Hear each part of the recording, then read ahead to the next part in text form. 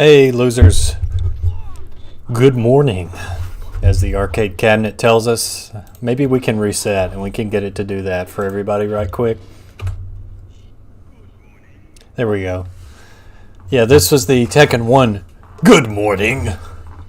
And I believe that's actually, I forget the guy's name, but it's the guy that voiced Alucard in Symphony of the Night. I always forget that guy's name. Rasmus probably knows. Mooski says first, hey Mooski, how you doing? Glad to see you made it home yesterday. Glad you're not traveling today. There's a lot of storms up this way. Rasmus, hope you're doing all right. Review Fox, good to see you as always. Yeah, we're playing some Tekken and Pals today. Excuse me. I thought we'd look at the last week's dumpster fire with Tekken 2. I thought we'd check out the AI in Tekken 1 arcade version and see what it's like. Just so you guys know. Huh. My controls come unplugged here. Yep. One moment.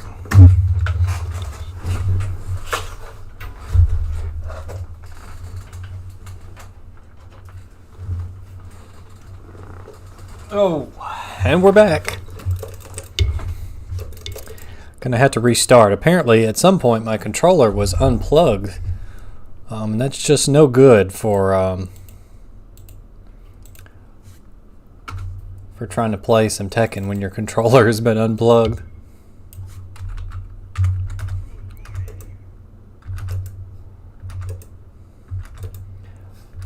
My kid was up here playing around earlier, probably got a hold of it and screwed the whole thing up.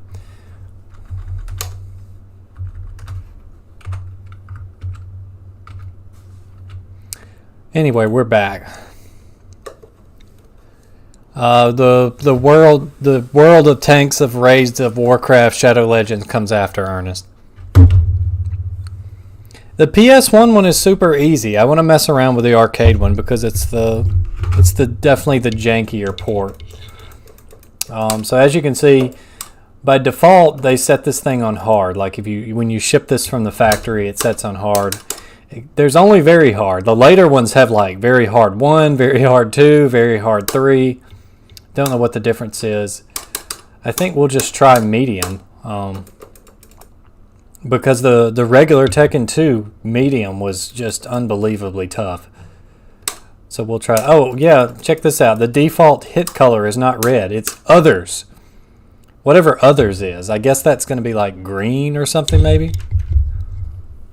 Not sure what that's going to be. Probably like green. Most of the older games use like green or like just white, like the sweat from Mortal Kombat 1. Very bizarre. Just like censoring blood by making it green has never made sense to me because, I mean, just blood is not green. I mean, I don't know, it doesn't make sense. A little like 2D sprite splash of blood never corrupted anybody's childhood. Anyway, let's play some Tekken 1. The sub-bosses are not playable without hacking. We may try some of them out in a minute just because they do have a few weird quirks here in the arcade version that were fixed for the home release. I have no doubt that they tried to make them playable, but they ran out of time.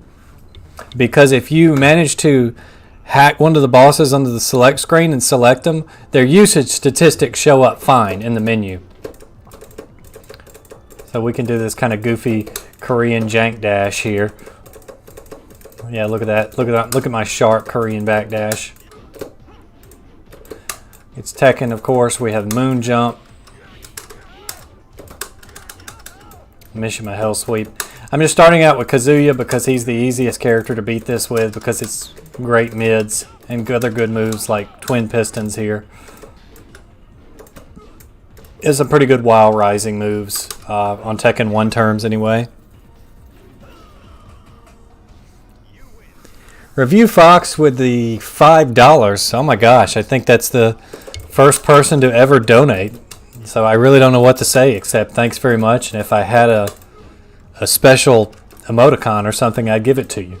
I never saw my channel as the donator type, but I guess we're getting there. So cool beans, Review Fox. You the man.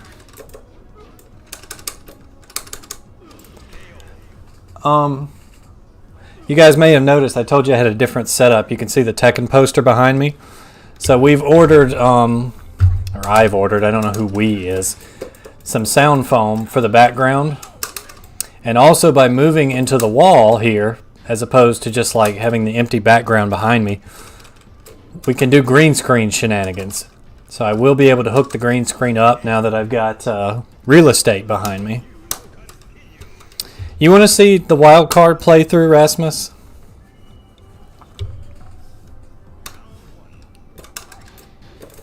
So this is medium, and we've already lost on the first level. We're off to a great start.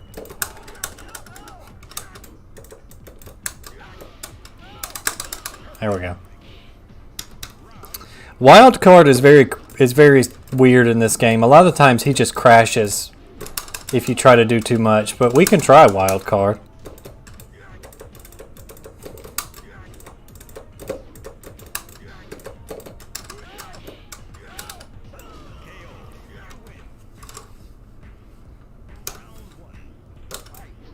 King has a move in this game which is plus 40 for him on block. So we'll probably mess around with King later and just spam. It's his down forward 1, I think. But it's super plus on block. You're better off just letting the move hit you than you are trying to block it, because he gets a guaranteed follow-up if you block it. Maybe it was due to the fact wildcard showed up on the player 2 window. I'm not really sure what wildcard is. I don't know if he's just like a programming quirk. I don't know if he's just like a super easy way to make random select work. I don't really know what he is. Hey, Jaime, how you doing? Good to see you again. I'm definitely not a pro, but we're getting somewhere, I think. Aha! She fell for it. Did you see that sick duck? Just duck that throw. Throws can't really be broken in Tekken 1. You just have to throw at the same time your opponent throws or duck them. That's really all you can do. I'm getting a text message. Meanwhile, Michelle has already started the fight.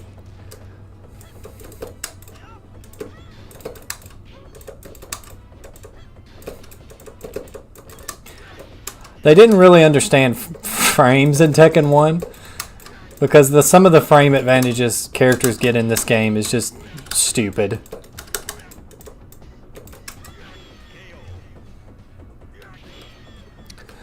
Yeah, I did get to enable my YouTube monetization about a month ago, so that was nice. I used to have it way back in the day before the Logan Paul Forest incident. That was really nice. Freaking Jack here just punching me out.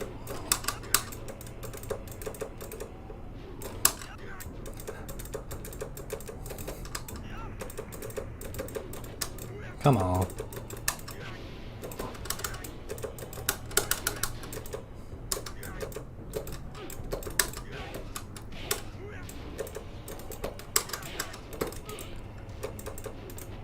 Already I can tell this is going to be easier than Tekken 2. Review Fox says, I didn't start losing until stage 5, but I was playing in Chinesium with off controls. Must have had the Chinese bootleg cabinet.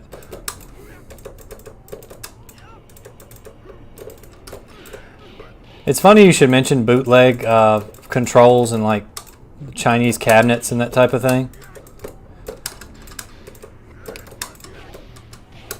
So I think I've talked about before how like I grew up around arcade games. My parents were in the industry.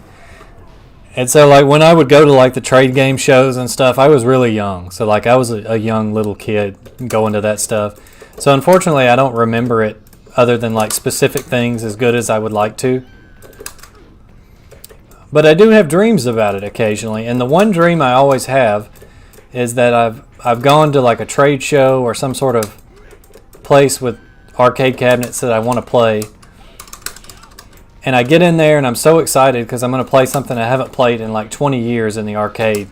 And I start the game up and it's like Mortal Kombat 3, but it's like some like Super Nintendo bootleg, like Super 56 Peoples or something like that.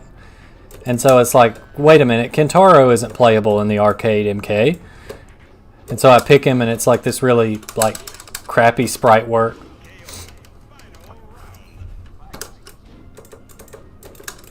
Oh, it's perfectly reasonable, Rasmus. Anyone who would complain about that is a scrub.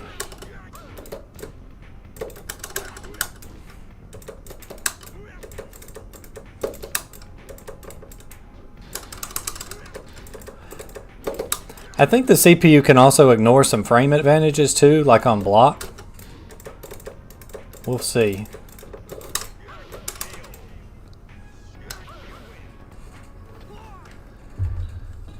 If I recall, Wildcard loads Kazuya's yeah, that's correct. Kazuya's modeled with Yoshimitsu's moves. And I think voice too. But he's bad about crashing the game. That move is like plus 40 on block. Nina gets a free follow-up if she lands that and you block it. It's very dumb.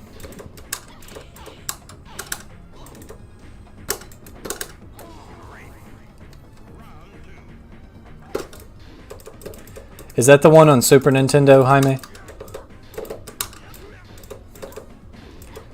Dang it. Come on.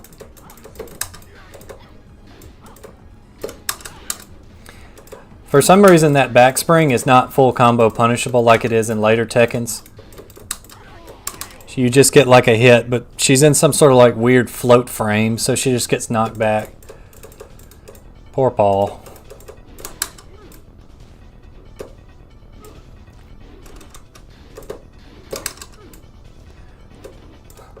What a wide variety of moves he uses.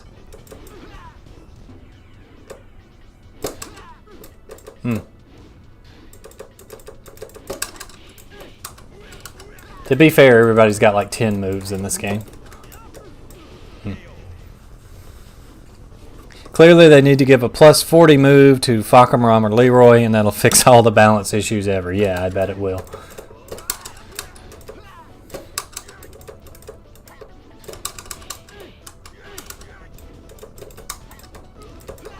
Not trooper roll.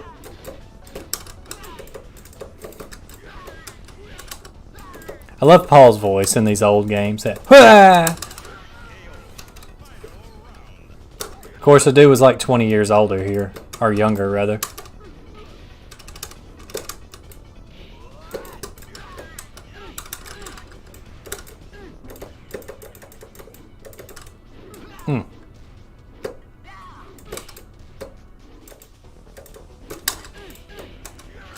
Got him. Yeah, there's one of those on the Super Nintendo that people actually play. It's like a Sailor Moon fighter.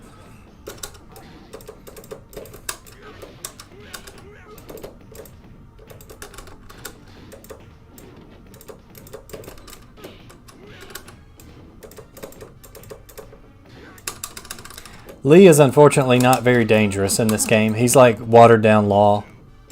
They were nowhere near done finishing with his moves.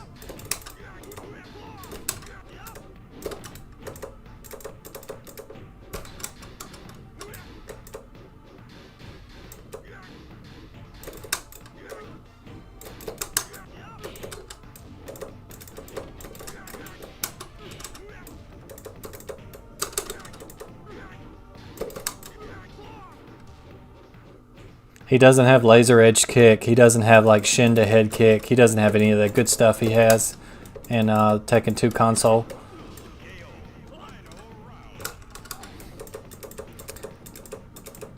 Carrier Air Wing. I don't even know that game. He's reaching 1 credit clear levels that shouldn't even be possible. Yeah, Tekken 7 has a lot of good mods I've never messed with, but I want to. I need to get the one that makes Lee Michael Jackson. That would be fun.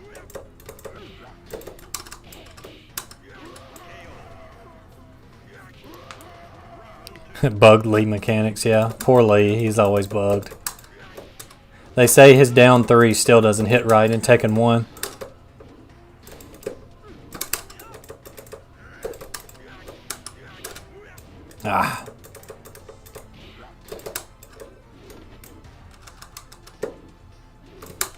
Oh, I could have ended it.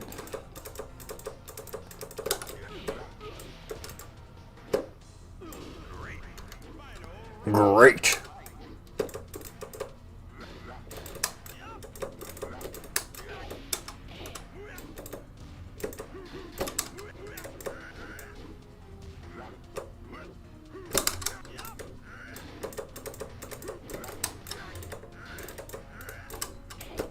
Could have ended it.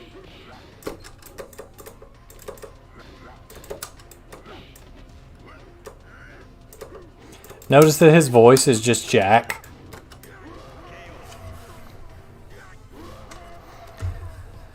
Maybe I've seen that before. You know, Capcom snuck in a lot of shoot 'em ups in there that I forgot about.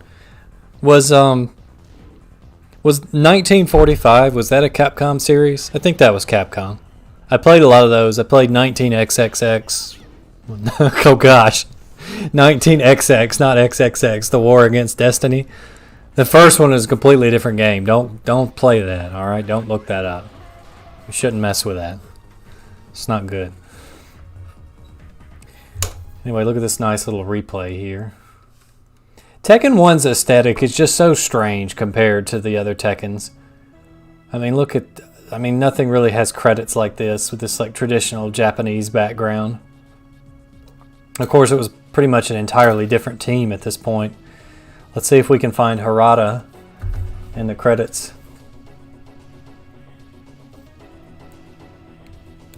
I wonder what some of these guys are up to now. Yeah, the year you can't describe without getting demonetized. That's perfect. Where are you, Katsuhiro Harada?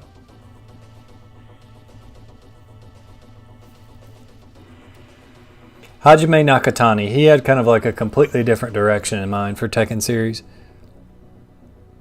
Yeah, we're gonna play some Tekken Tag 1. We're gonna do all of the old ones today. And let's because we're pretending it's the arcade in the 90s, of course. Yeah, like if you manage to select like Lee or Ganryu or whoever on the select screen, it'll put their picture here, and those pictures are completely unused in the arcade version, but it was the same ones from the PS1 port. So they were going to make them playable at one point. They just never got around to it. Well, let's see if we can figure out anything with King. I think it's down forward 1 is his move that's so good. So let's see. Maybe it's that one. I don't know much King, but he doesn't have that many moves, so we'll figure it out. He's got a good backdash.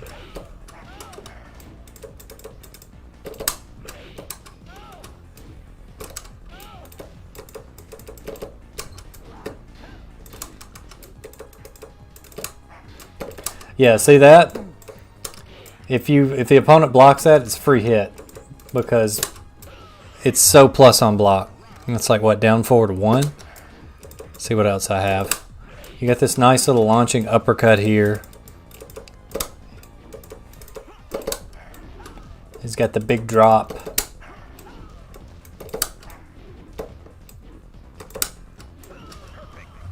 And like I said, there's literally like 10 moves in this thing, so you could just sit here and learn one character in about 10 or 15 minutes. He's got this leap here.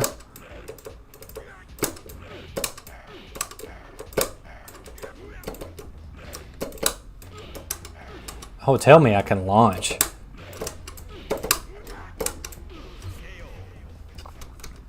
We have like a punch string.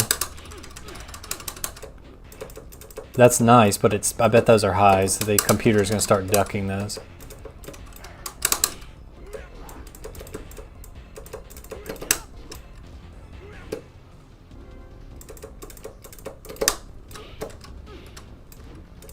What is that? Low punch. A bunch of low punches. Low punch, right punch, low punch.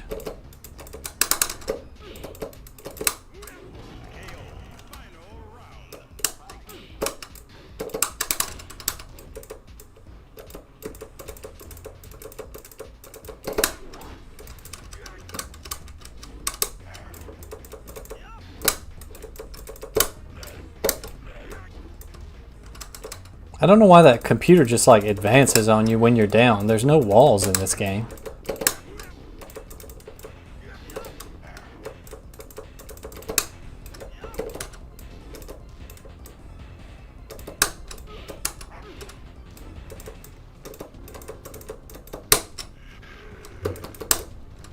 I don't know if he has the addition to that throw in this either.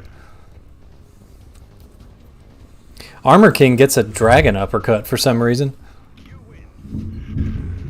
Harada didn't come a dev till Tekken 2. It seems like he's in 1. I do know he's meant for a fact he's mentioned in the credits in 2. We'll check again after we finish this run. We got to get a combo figured out here. That's kind of 1.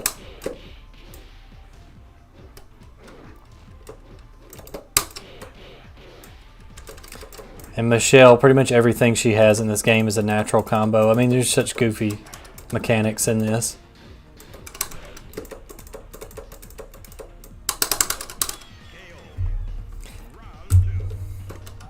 Yeah, but this is much more tolerable than Tekken 2's, just like insta-kill you. Given it is on medium, the default is hard, but I mean, I don't... Does anybody really care at this point, unless you're like doing some sort of speedrun thing? We're just hanging out playing some classic Tekken. We're not worried about setting world records. Oh, that seems perfectly fair and reasonable.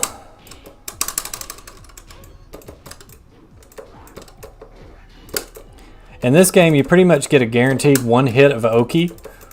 Sometimes more than 1, depending on how the person decides to get up, but the computer, you're always going to get at least like 1 hit of Oki if you know what you're doing. I don't know what I'm doing, so I don't get that.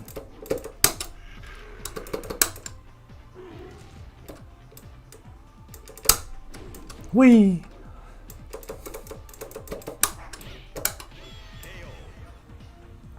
Yeah, they needed those. I'm just glad you have a local arcade, Rasmus. I take that back. I have one. It's actually a Namco arcade, but it's very limited. Like, it's mainly just like crappy redemption games at this point. They have Tekken 5 DR and Time Crisis and Big Game Buck Hunter, but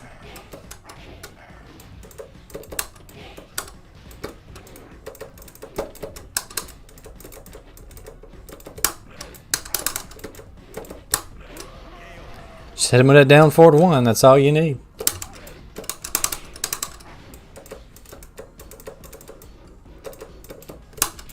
And to think these graphics were like really cool back in the day, like people saw this and were like, "Oh, this is so cool."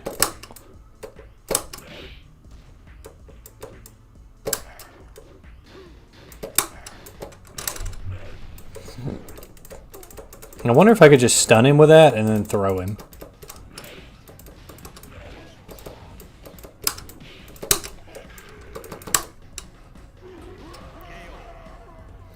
Time Crisis.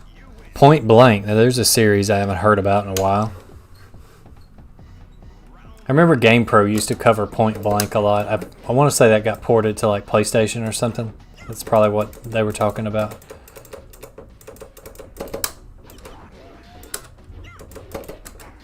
I'm hoping we don't lose power because we got some pretty nasty storms in the area tonight.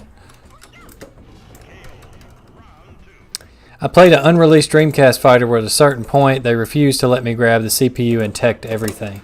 Is that one that just came out here in like the last month or so? Some guys were talking about that in the Daraku Tenchi Discord.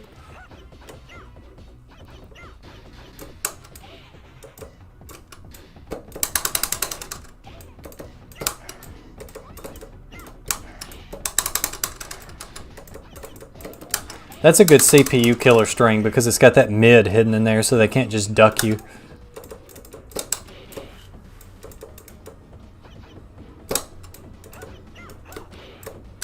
Oh, of course that's a mid in this game. Oh, I can launch.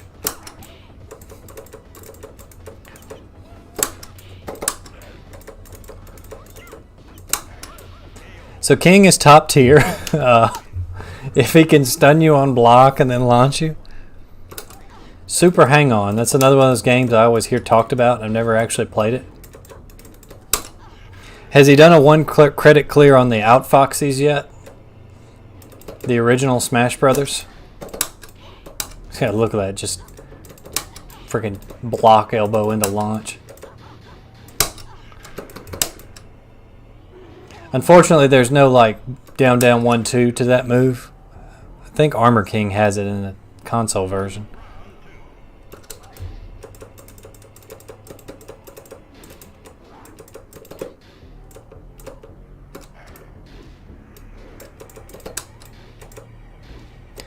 That move is plus. Nothing you can do about that.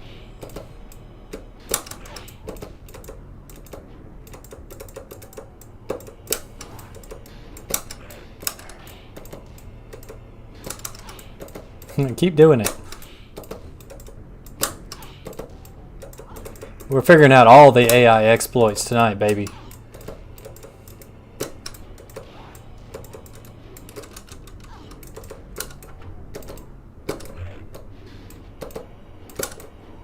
Oh my goodness, just die. No!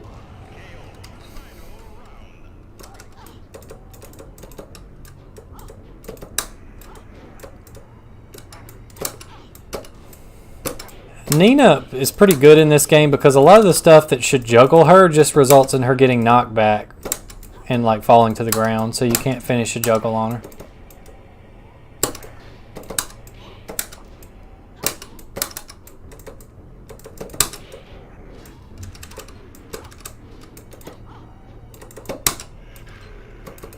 Dead. What kind of a game is Hang On? Is that like a hang gliding game? And Force 5, the Virtual Fighter. That may be a different one than what I heard about as far as the Dreamcast thing. Because there was one. If you're not in the Duraku Tenchi Discord and you like Duraku Tenchi, or even if you don't really care much for it, but you like other obscure fighters, that's definitely one to join because those are some cool guys. It's moderated by yours truly, and they know all the obscure fighters. And they do Duraku nights on Friday night, so if you want to play some Duraku Tenchi with the best that the West has to offer, you can do that. And we even have a Japanese player or two in there, so that's nice.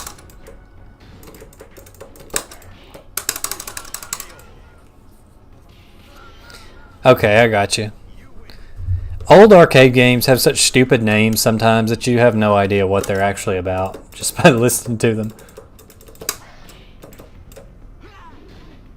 What's that fighting game? I want to say it's like the robots and it's called like Virtual On or something like that. And for the longest time I thought that was a golf game, so I never played it.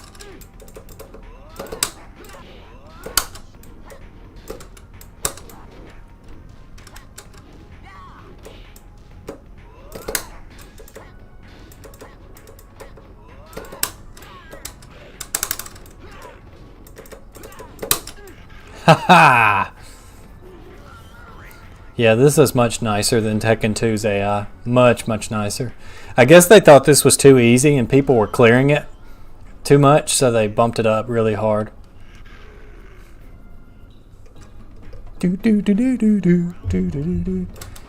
Okay, Armor King is pretty much just a direct clone of King in the arcade version, and he has a tiger uppercut, which he may or may not use.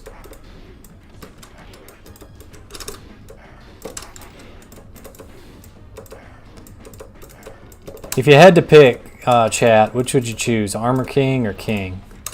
I've always been an Armor King guy. I think Armor King's a lot cooler.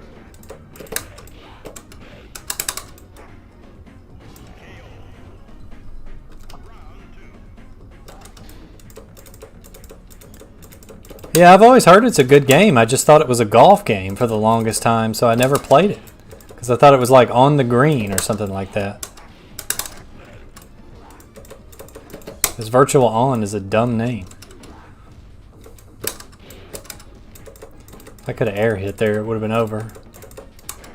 Stop tackling me. Yeah, there it was. Did you see it? He did it. The Mishima uppercut. I don't know why Armor King got that in this. but it's because Armor King is cool with his gigantic 90s shoulder pads.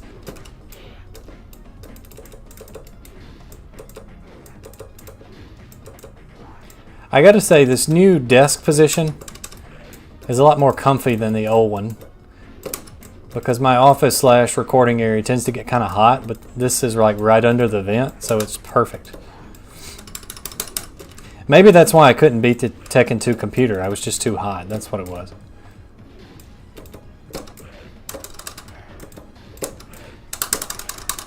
After that stream, I went and looked. Don't go watch last week's stream if you didn't already. I went and looked. And I looked up a playthrough of the arcade version with Jun Kazama, and it's very possible. Like I knew it was. But you just have to know the character. I was on the right track with some of like her spin moves can be used to kind of abuse the computer.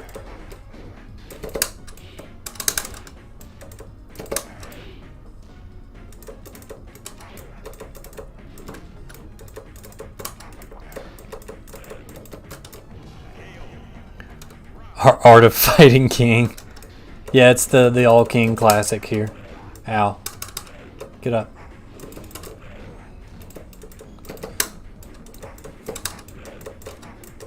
I mean, just look at Armor King. He does wrestling moves. He has armor. What's not to love about the guy? Aha, I'll throw you! It's still pretty muddy as to who won in Tekken 1 between King and Armor King. I saw a lot of sources back in the day which pretty much said that Armor King won, and then I see sources now that say King won. So I don't know who canonically won that fight.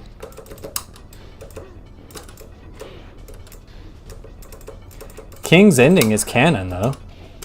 I mean, there's 100% no reason it's not. I would say that Armor King wins, just because King obviously didn't get enough prize money to keep the orphanage because he ends up losing it.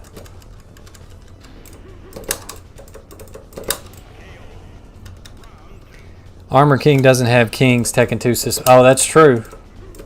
That suspender outfit is pretty cool. Dang, I forgot about the suspender outfit. I wish he had that in 7.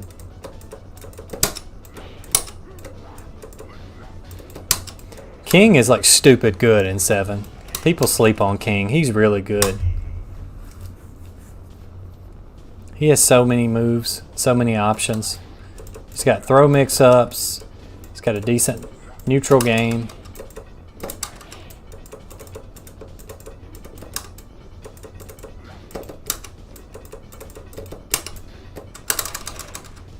Look at that.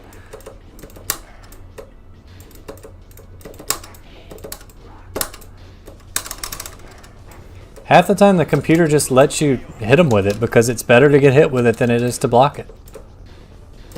You're going to take damage either way. Do it again, I don't care.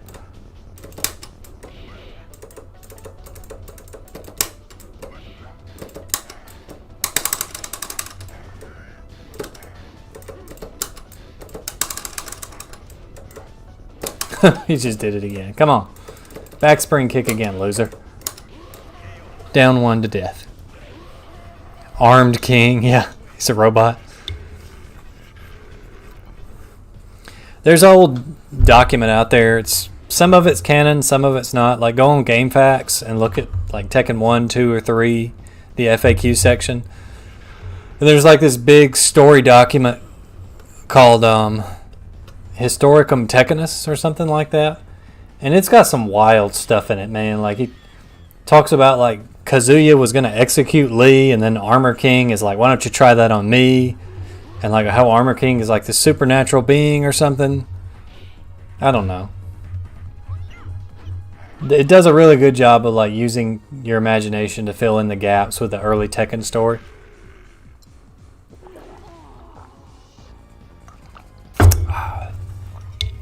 Anyway, let's see if we can find Harada's name. Can't believe how much better this is going than Tekken 2. If we don't see him this time, we'll just know he's not in here. I want to say he's in the home version, though. Maybe he's just not in the arcade one. Because Harada used to dress up as Heihachi to go around to promote the game. That was why Heihachi is kind of his favorite.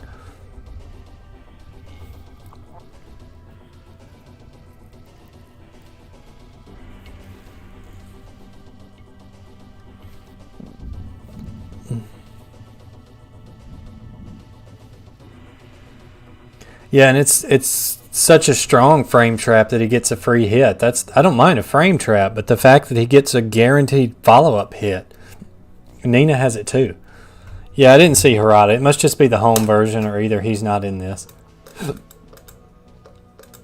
What is that? Oh, that's the back. This is like...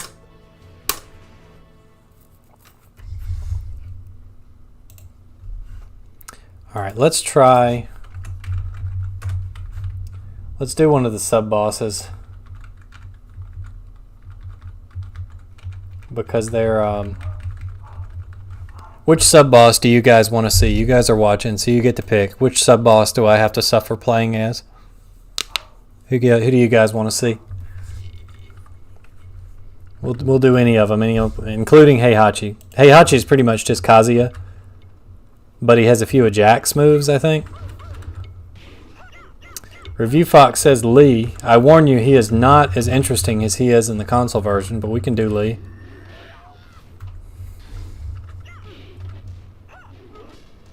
Prototype Jack.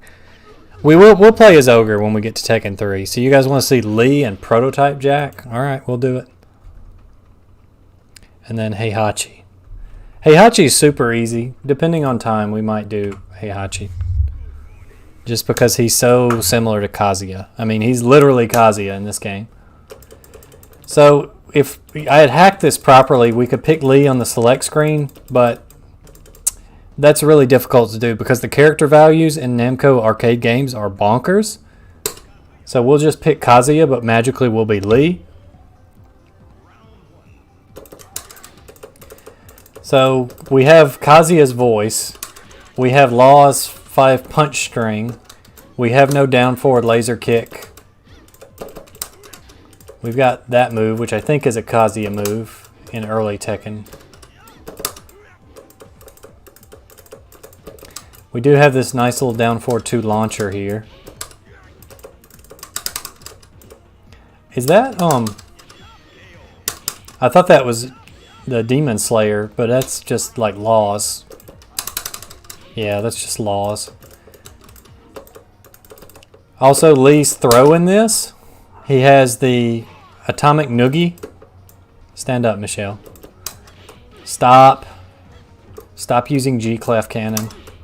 No, do not back throw me. And then he has the run-up smash that Law has, because he's pretty much just a Law variant in this. So what's going to be hard is we don't have any good lows, so the computer's just going to start ducking everything. Alfred Airhawk. Lee has no blazing kick in this. You just do this spam here. You can do this a little bit in Tekken 2 and it'll work for a while. Look at this. I figured it out, guys. Figured out the strat. Alright. This stage has really good music. And for some reason it became Bruce Irving's theme. That's a nice little combo there. That's not bad for Tekken 1 standards. He should have Law's flip kick, but I don't think he does. Yeah, it's not working.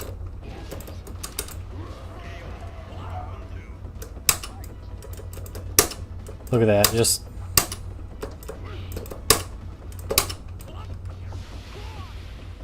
Admittedly, that is really cool, but it's a Law throw. It's not Lee's style to do something like that. Ow.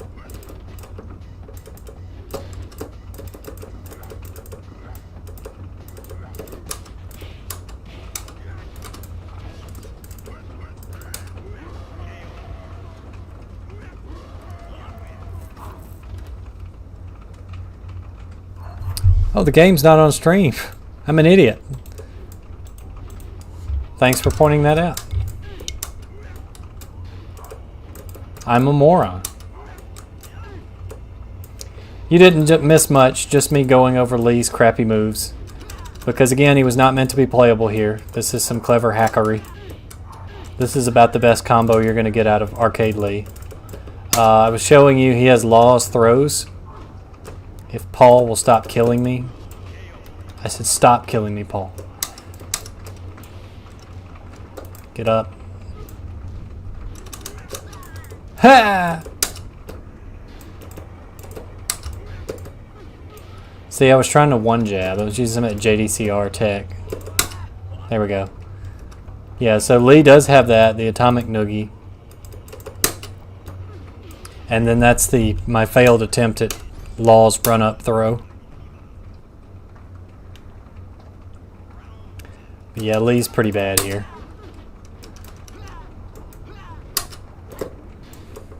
And you got to be right next to him for that. And this is what I was doing a minute ago. Just this, over and over.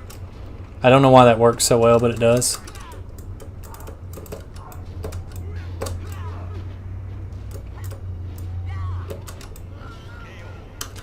Highs and mids are really strange in this game. Like, there's a lot of stuff that should be mid or high, and it's not. And, like, you can still get hit by it when you're ducking.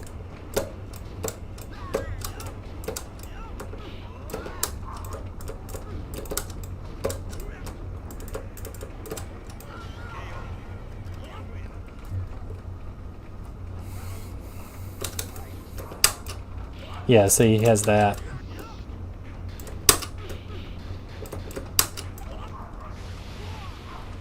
Wait, did I just do the... Stop. I'm trying to test something, Law.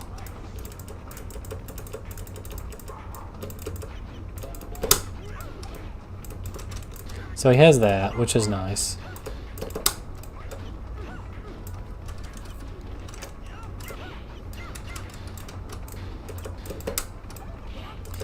Oh, interesting. I didn't know he had Lee's old command throw. So does Law have that throw? Interesting. I didn't know Lee had that in this. So Arcade Lee actually has a command throw, which is nice. Adele held. Is he going to play hard driving? That's a superior driving game. Stop. Law.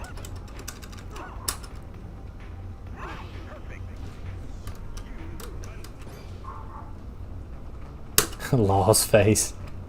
Law! Yeah, I'm really hoping the power doesn't go out because we're getting some pretty heavy storms out there.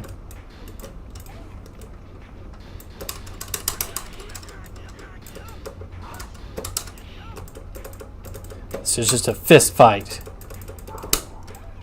Yeah, see, that's a command throw. That's neat. I didn't know he had that.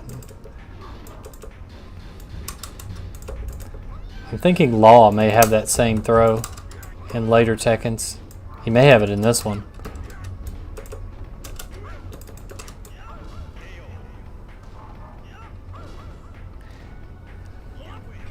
Super hang on.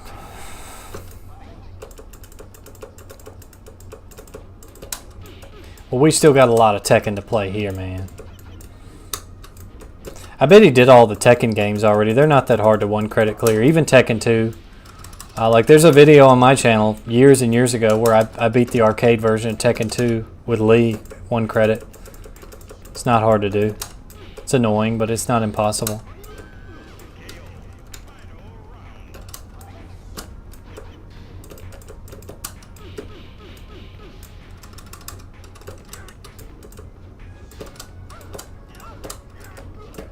The strat.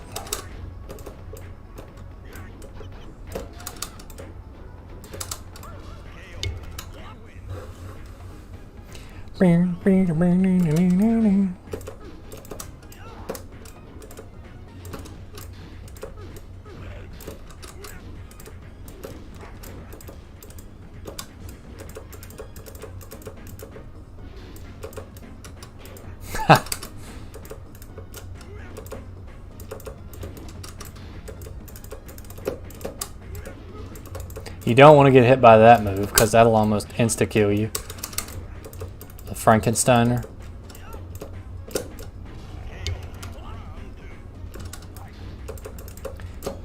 Tekken 1, you can almost play the computer like you would a person. You can just bait whiffs and punish.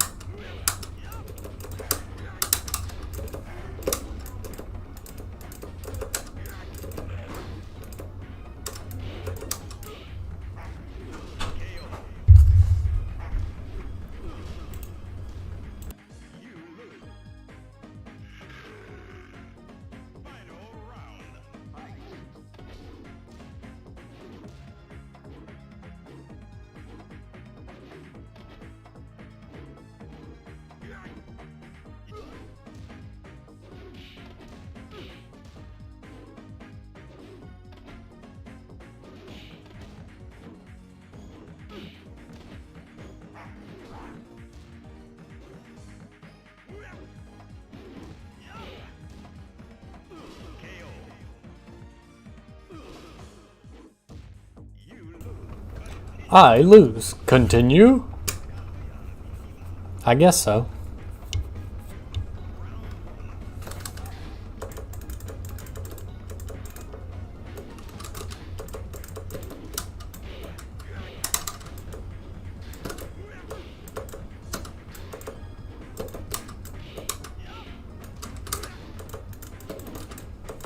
Come on.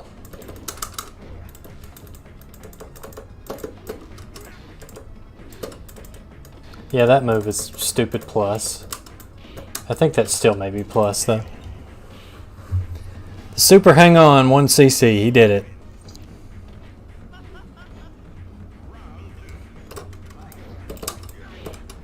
Well, if anybody could do it, it would be him.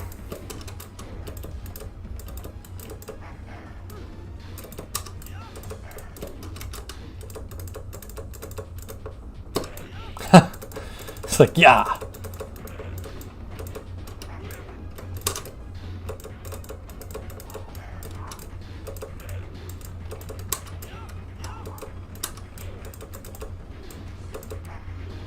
Stop.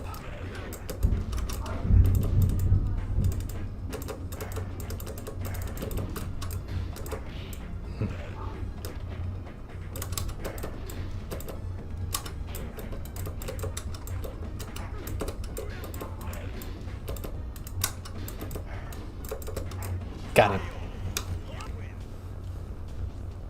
Eventually, he's going to just have to do all the Mahjong games.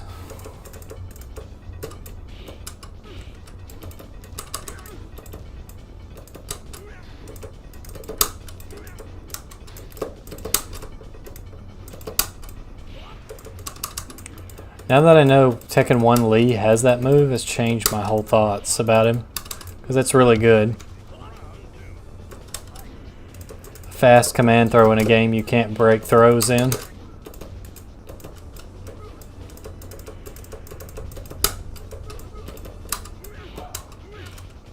Of course, why break them when you can just duck on command like the computer?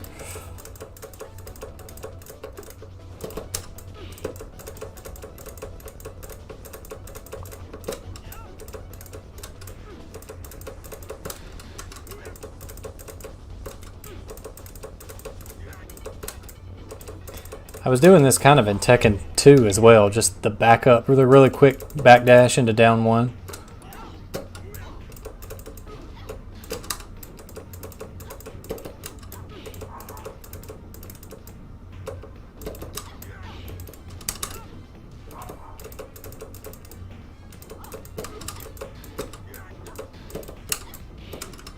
There we go.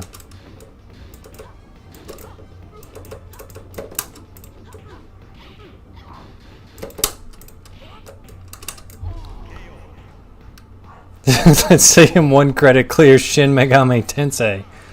Yeah, Imagine, the MMO. Let's see him do that.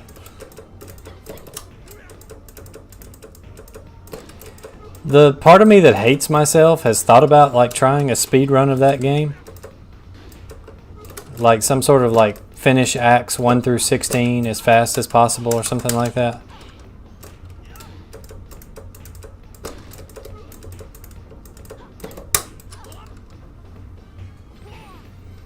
Maybe it could be done as like a non-consecutive speedrun type thing. I cannot KBD on this side to save my life.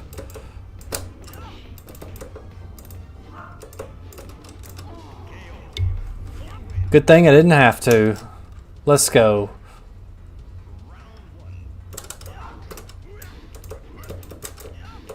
Get that wild rising kick out of my face.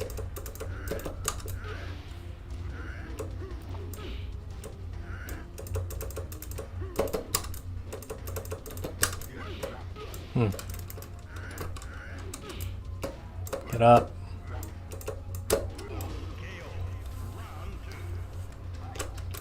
No, I will pass on that. I got mad respect for those folks that speedrun those like long, unskippable cutscene MMOs and RPGs. Like usually at GDQ, there's at least one like overnight run of somebody doing like Final Fantasy VII or something really insane like that.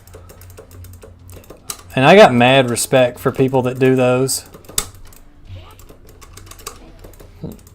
Just because of learning it, like playing through a Final Fantasy game is like a week or two commitment unless you're just like no life in the game. It's like a saga you go through. You play that as like a lifestyle for a few weeks. And when I finish it, I usually don't want to play it again for a while. I get kind of burnt out on it. That's why I finished most of the Final Fantasies, but I've finished very few of them more than once.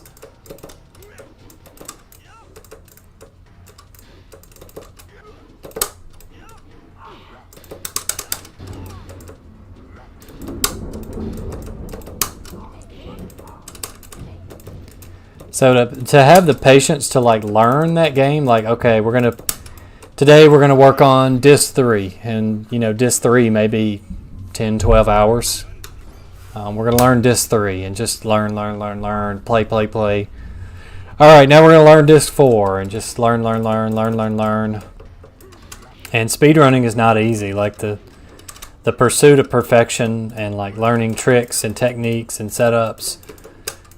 There's tons of failures in there and problems, and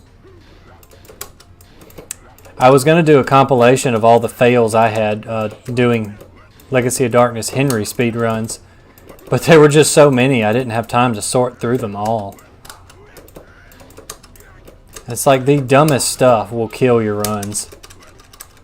So props to anybody who has the dedication to a game to run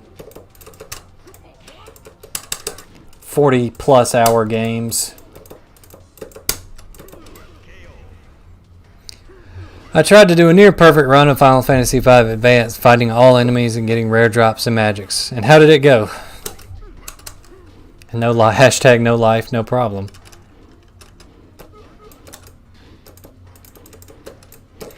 Yeah, I've looked at a few classic SMT like 1 and 2 speedruns on the Super Nintendo, and they do look pretty complex. And those are such open-ended games anyway, with lots of stupid stuff that can go wrong.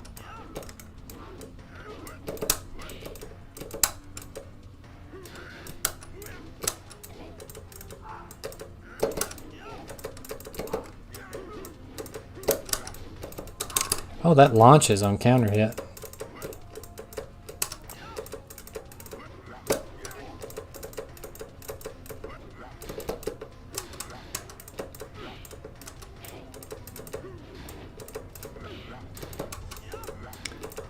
Stop. There we go.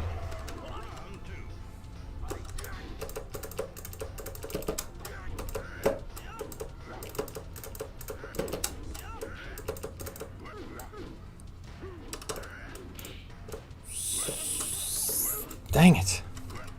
Not doing so good. Kicking. Yeah, there we go. Kicks from behind really hurting this. Oh no.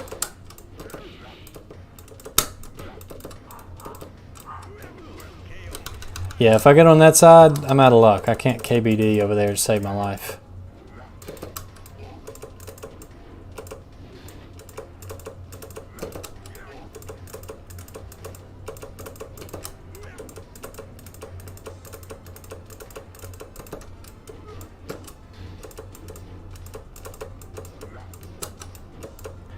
Yeah, nice. Of course he had time to recover and duck that.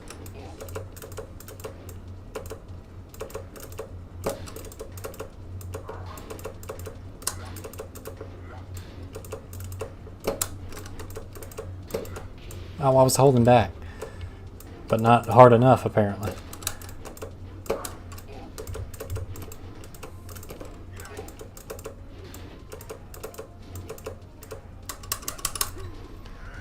Of course. Get up, get up.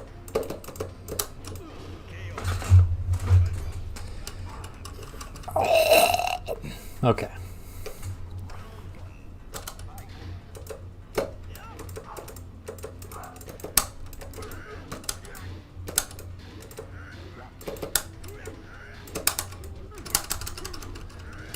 I bet their Dante died in that run too.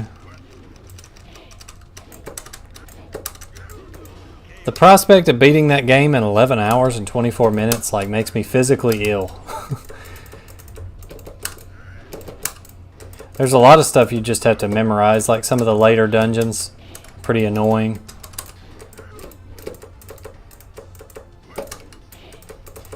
Here's a hot take for you.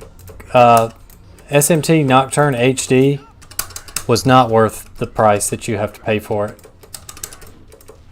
There's not enough special about that game to merit the full price they asked for it. Maybe I should play God Hand on this channel. Power of my joystick. Yeah, nice. You see how he ducked that, he went under that ducking punch?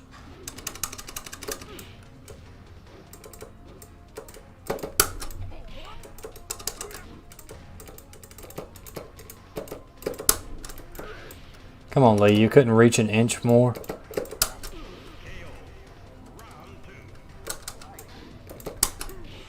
Ow.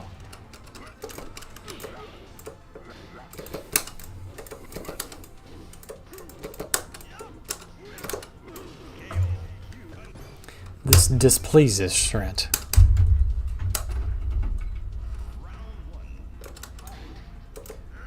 There's that one guy on YouTube that does like challenge runs of Nocturne. And some of his fights just look miserable, like the hard type low level challenges and that type of stuff. It looks just miserable, the strats you have to employ.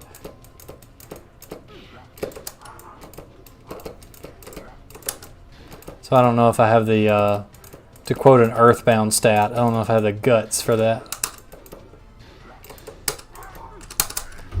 Has time to duck after you. Yeah, I think Gnarly. That's the one. There's two of them. There's Gnarly and then there's like Buffmeister, I think is the other one. I watch a lot of their content. It's good stuff.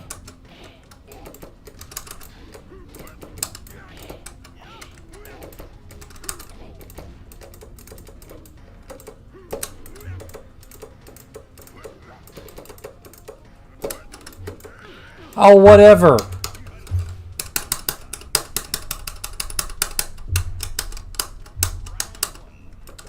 At least we got Venezia for the stage we get stuck on.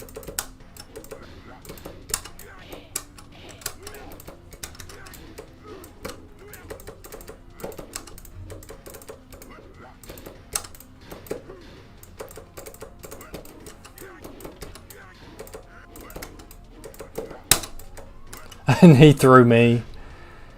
Not this again. Not the throws. It's like Nicolas Cage and the bees. Not the throws! No, not the throws!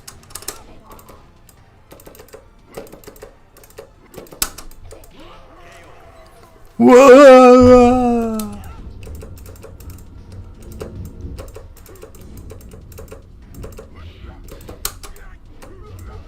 That is not the move I inputted, but okay.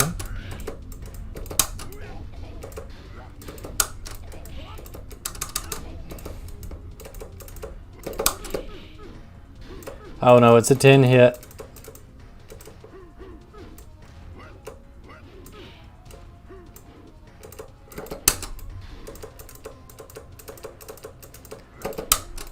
No, please. No.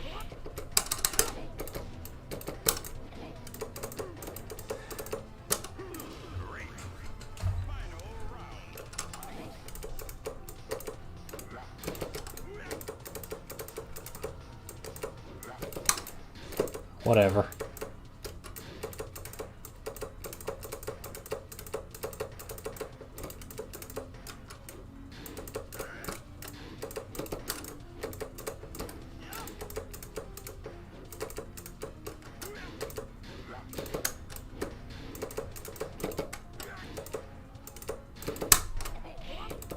Yeah.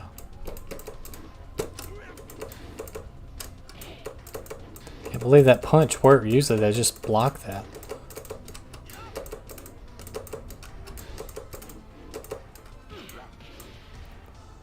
We didn't need to get hit by that. No! Stop!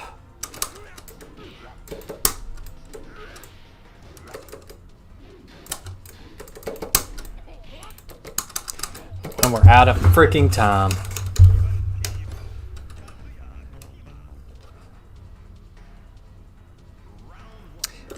Ah, OD. Not Alucard, he's OD now.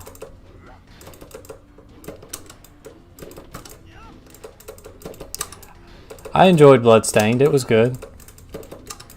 It felt a bit like a Mugen game for some reason, like it was pieced together for some reason. But it was a good game, I enjoyed it. Oh my gosh.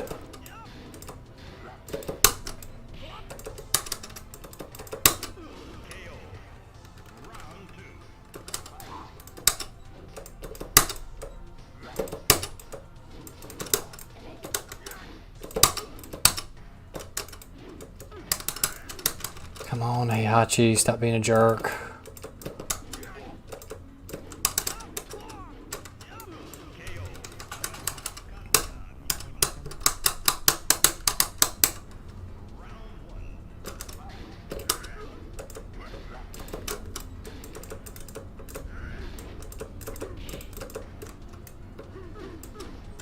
Hell sweep.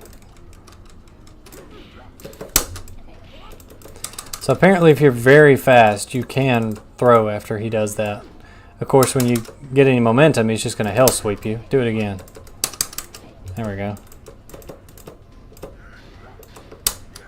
I screwed that up.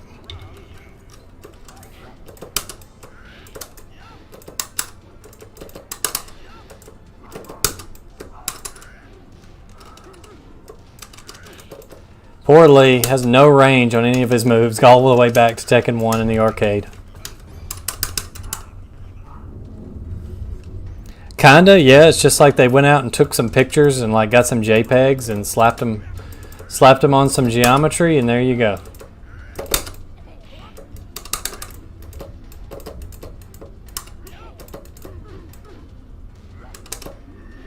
Get up.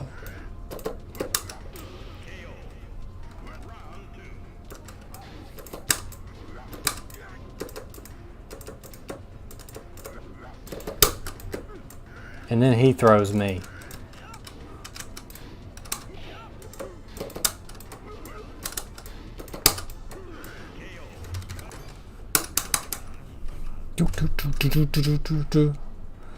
All right, we gotta change it up here.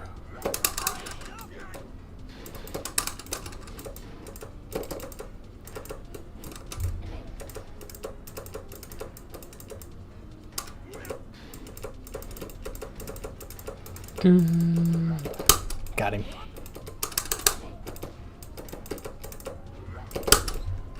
Got him. This is still better than Mortal Kombat Mythologies by a long shot. And like jumping on those peanut butter cup platforms.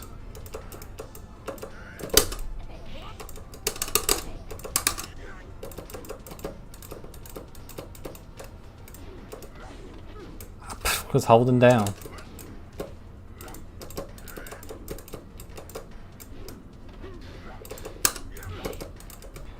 It's like the computer knows I suck on this side. I keep trying to jump over him and he won't let me. There we go.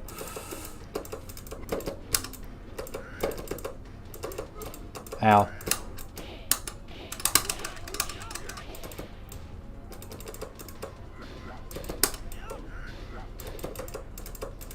Come on, do it again.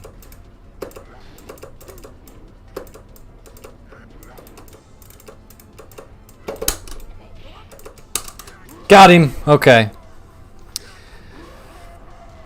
Isaiah Anthony Brown says, "Hi, how's it going? My name is Isaiah Anthony Brown. I'm an African-American viewer from Chicago. How's it going? I love your streams. They're freaking awesome. I used to watch them when I was having a bad day." Well, that's good to hear, man. That's what these are about. What's up from Chicago? I haven't been since before the pandemic, but I used to go up that way a good bit, actually. Hope you're doing well. Hope you're safe. I'm glad that I helped. That's why I do them. Just hanging out and having some fun with these old crappy games. Most of them are good. I shouldn't call them crappy, but they're fun enough, I guess. Anyway, that was a dumpster fire. Sorry about that.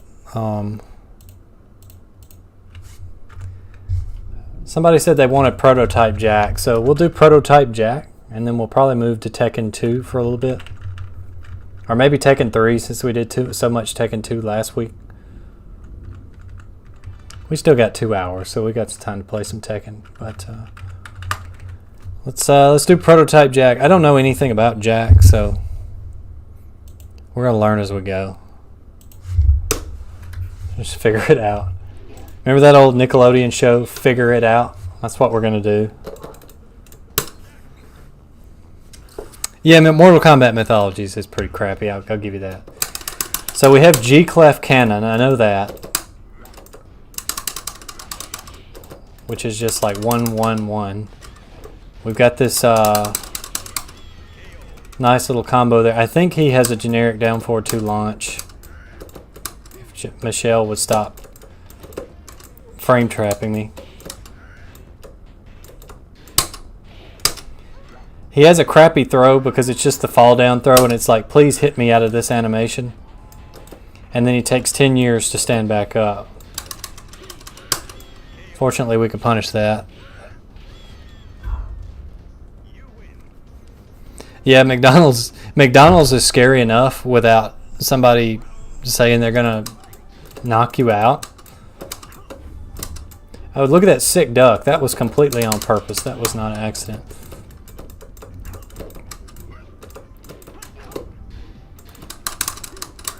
Ah, the last hit's mid, Yoshimitsu.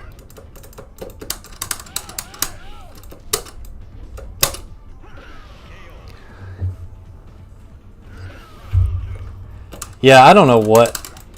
Like, yeah, I get it, he's a prototype, but his forward 2, or just regular standing 2, is pretty good. Just really quick. The problem with Jack is he has those stubby legs.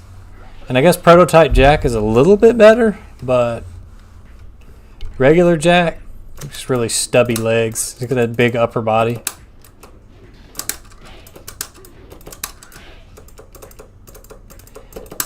Jack is kind of easy to beat because he's so punishable, but you always seem to get him on an earlier stage. And you're going to get somebody quick like Nina or King on the hard stages.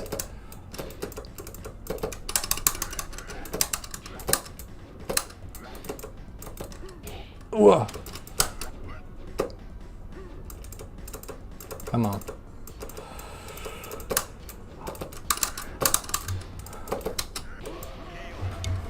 I'm going to have to look up Jack's move list. I don't know any Jack stuff. I can do this.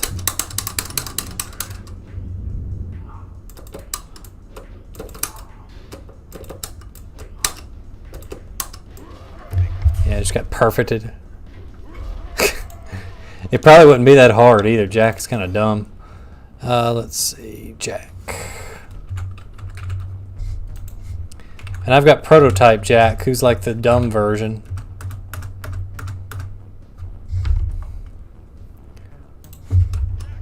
Alright, let's see what we got. We have Sandwich Clap, which is forward, forward, left punch, and right punch. That might be a good whiff punisher there.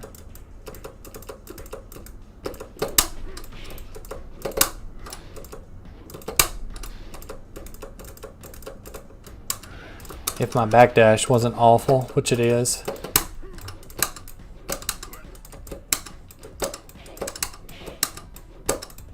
Look at that, just going right through him. It's terrible.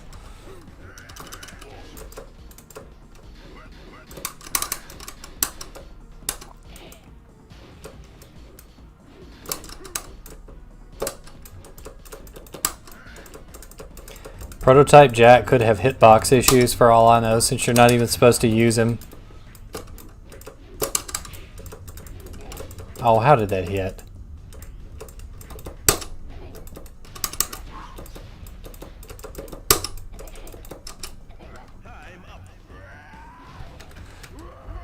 That's about how I feel playing as Prototype Jack.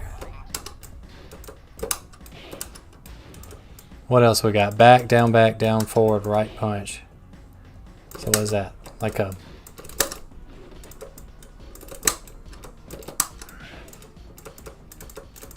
Did I just straight punch him?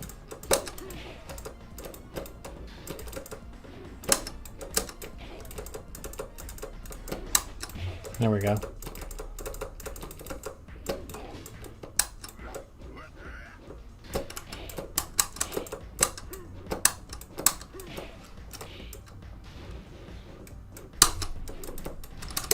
I like how if you get thrown in the air, it just like resets your entire momentum and you just fall back to the ground.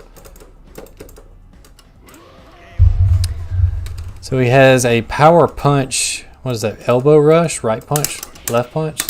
Oh, that's not bad. Oh yeah.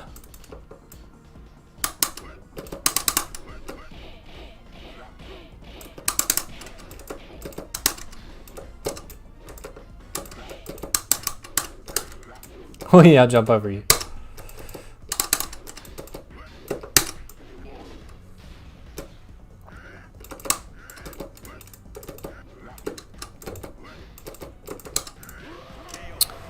That was fun. Check. We have down, forward, low punch, right punch. Which is like a while rising, yeah. Prototype Jack has surprisingly bad range to like have missiles and things on his arm.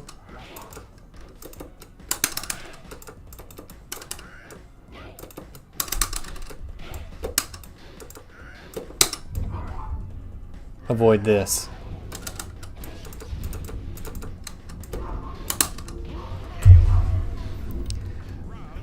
Reverse hammer, down, back, plus.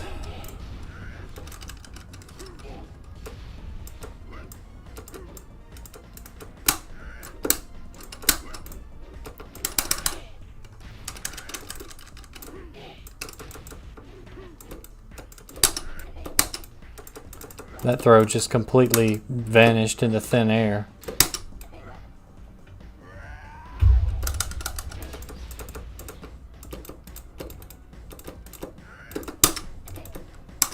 Yeah, see, like it hit him, but it just didn't do anything to him.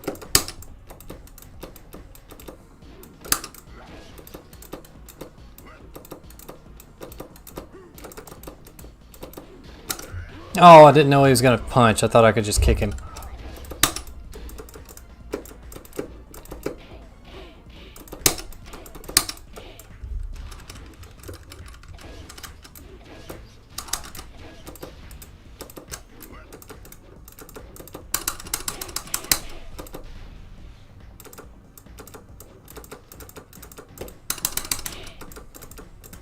Take that trade.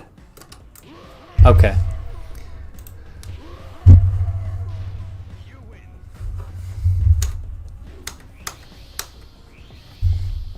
He does have that neat, like, unique win pose, but doesn't have much else going for him, unfortunately.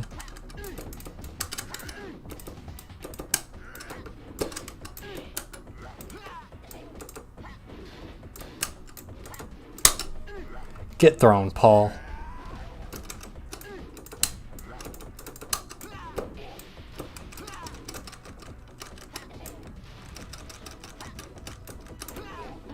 Alright, that's enough. I'm not going to sit here and play Prototype Jack. He's awful. Unfortunately, you don't stand much to gain much by beating the game with Prototype Jack. You just get some nonsense, and then that's it.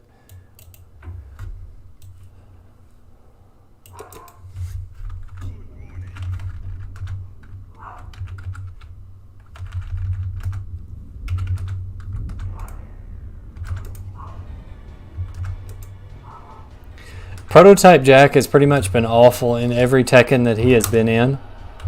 He was awful in Tekken 1. He was really awful in Tekken 2. He was probably the worst character in the game in Tekken Tag 1. I mean, you can go watch Main Man. He did a video breakdown of Prototype Jack in Tekken Tag 1. And he was just stupid bad in that. Like, stupid bad. Like, his frames don't even make sense. They're so bad.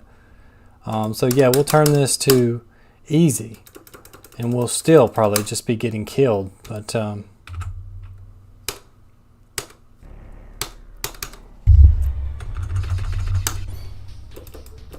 let's play somebody we actually. Let's play Angel. That's not Angel. I could never remember which button selects Angel.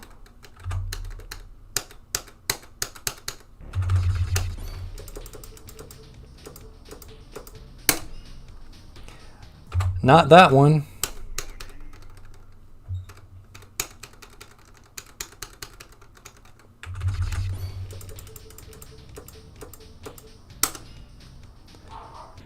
Okay, I'm really confused as to which button. Oh, I see. It's because she doesn't have a portrait. She didn't get a portrait until the home version. You can still play as her, but you just won't see. That's what it is. Okay. I knew it was Kicks, but yeah, we're Angel, even though it says Devil.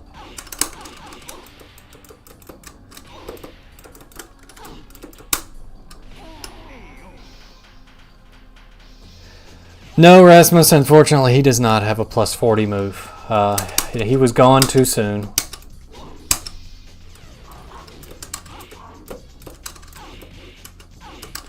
You really need to go, if you're interested, you should totally watch Main Man's breakdown. He pretty much goes over the reasons of what makes him so terrible. But he is truly awful.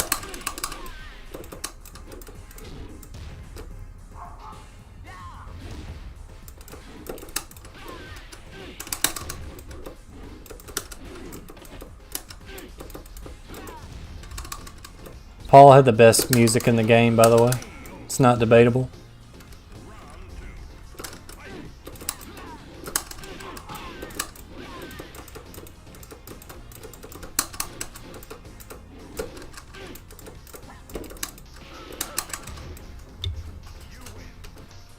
Do do do do do do do do do do do.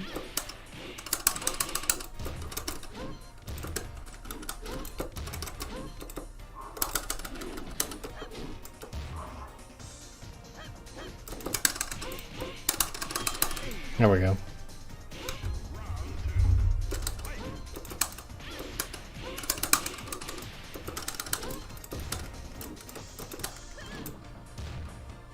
Up.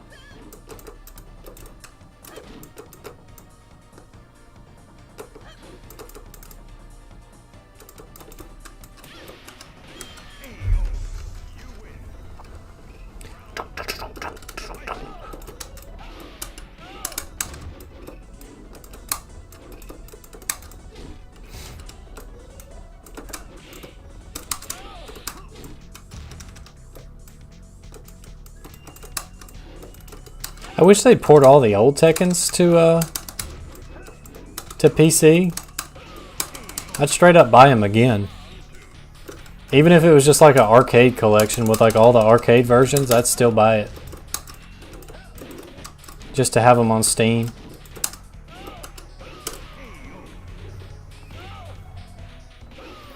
Yeah, I will. I'll put that in there.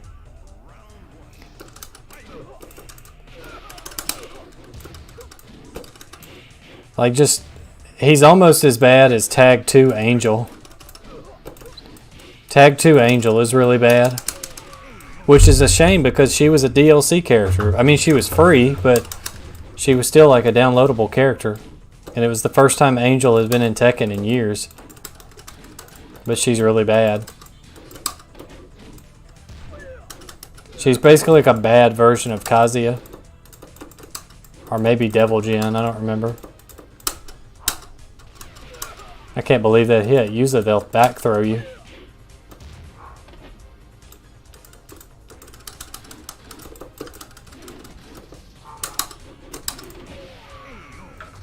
Hey, that's not Devil Mazera. King.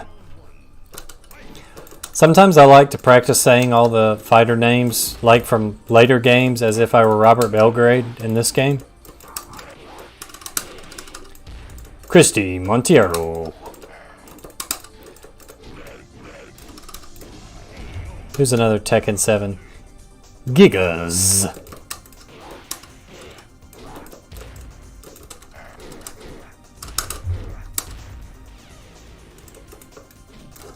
Ow. Stop.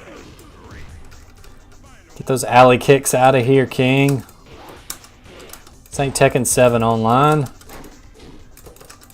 It must be because it's working. There we go. Jack 2.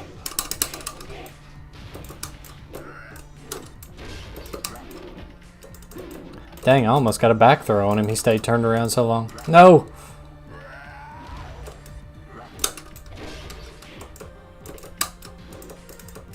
This is Akihabara, by the way.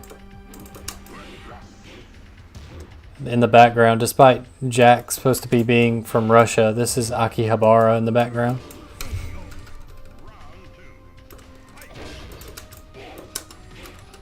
They must have just went out to like the waterfront or the industrial district or something and took some pictures.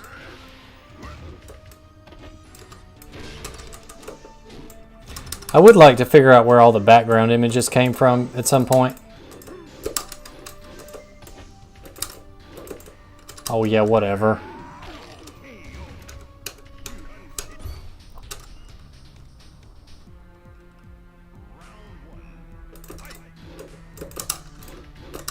Got hit with one of those instant kill throws.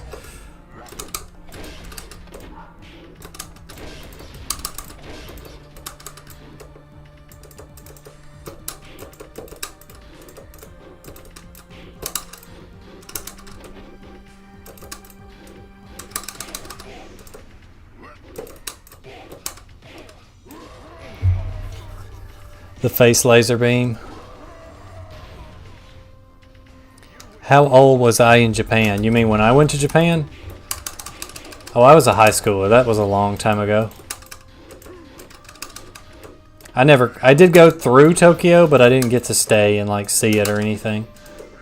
We just stayed there briefly before catching a plane the next morning, so I didn't get to see much of it.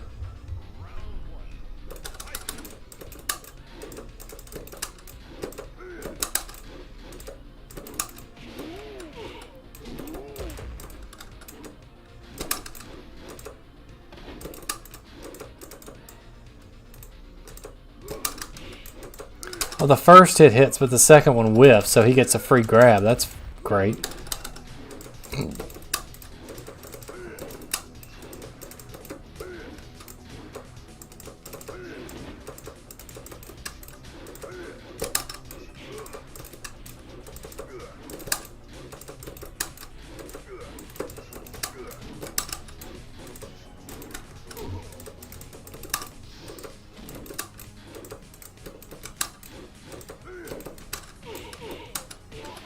Whoa! I do want to check out Akihabara one day, just because it's like for nerds, like you said. So some older Japanese men can judge me for my purchasing decisions.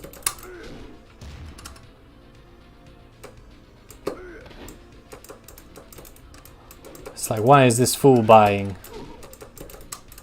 Japanese copy of Castlevania 64? Yes, there was Tekken Tag 2 was ported to the Wii U, but since like 3 people owned a Wii U, nobody knows about it. So fun fact, they fixed this fight for the home versions. Jun Kazama doesn't fight Angel, or Angel doesn't fight Jun Kazama on stage 9. Only Devil does that. Angel just pretty much fights the normal group of people before fighting Devil on the last stage. But you would much rather fight Jun Kazama than you would Kazuya here anyway, so. Way more punishable, less scary moves. It is weird seeing this big bright stage with that spooky music.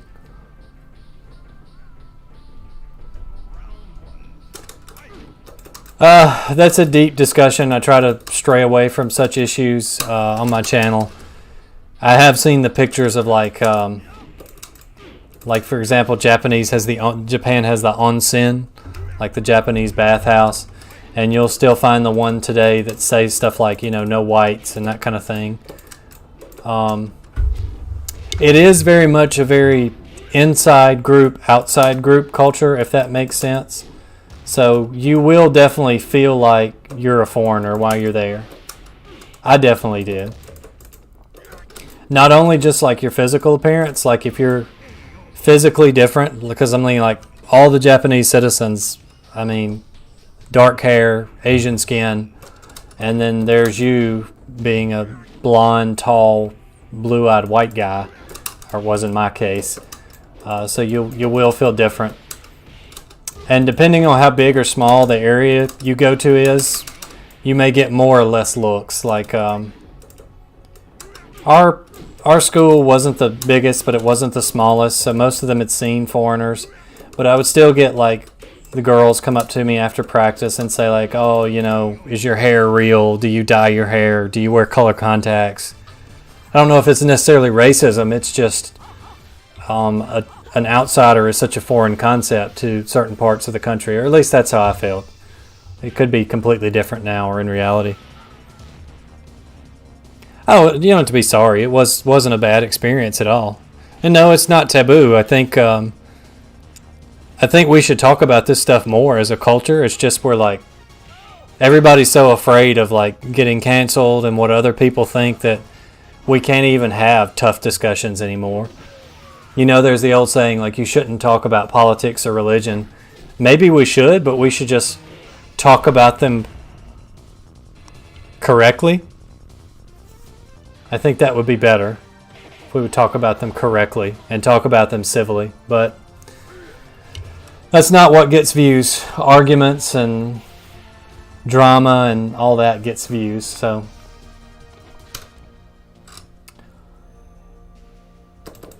Anyway, oh wow, I took second with that time. That's incredible. We'll just be Dev. I do feel like politics has injected itself into literally everything.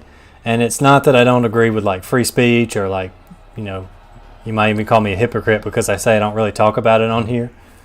But I try to make the channel free of all that crap. So like if you just, no matter what side you're on, if you just want to sit and watch some old fighting games, you can do it. You know, you can just come and chill out and talk some old games. That's all we do here. I think since we're doing unused characters, the only really unused character in the arcade version of this is Purple Suit Kazuya. Hold on, I've got regular Kazuya.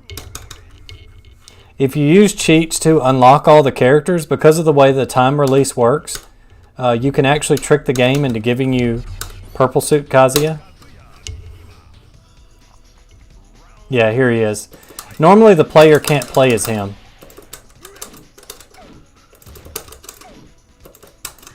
But we can because we're hacking. He's pretty much Kazuya, although some screwy stuff happens at the name entry screen. Which we'll see in just a second.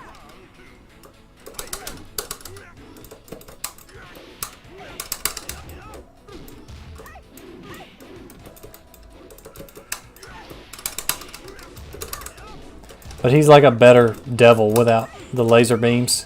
No, stop.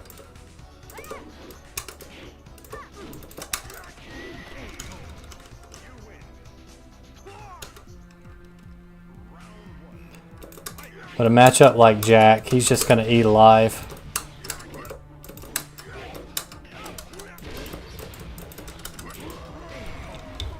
I would have to sit down with Admiral sometime and ask him if there's any difference with Purple Suit Kazuya and regular Kazuya as far as like frames and speed, move damage. I've always assumed he would be a little bit better just because he's the boss.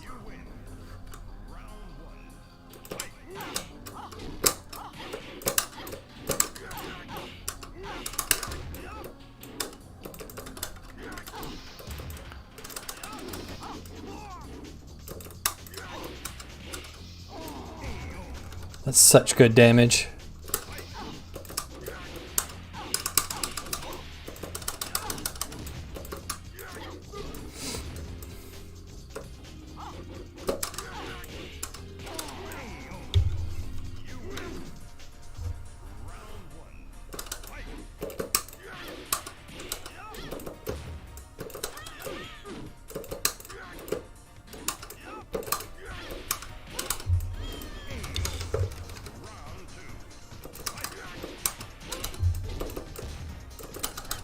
Come on.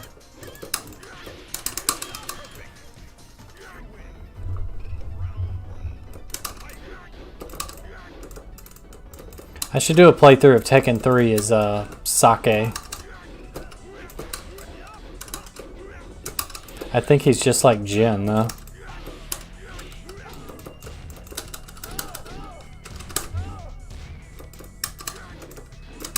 I need to tweet Harada and ask him why the sub-bosses weren't playable in the arcade version of Tekken 1. See if he would answer.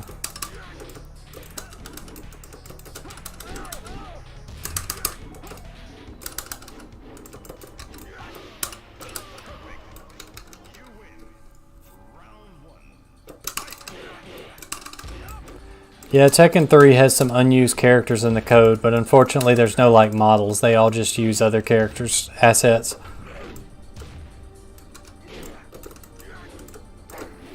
Do a playthrough of Tekken 3 as Crow from Force Mode.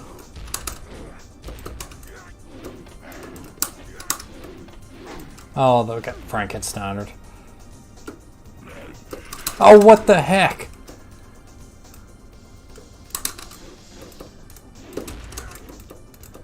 Could have ended that there.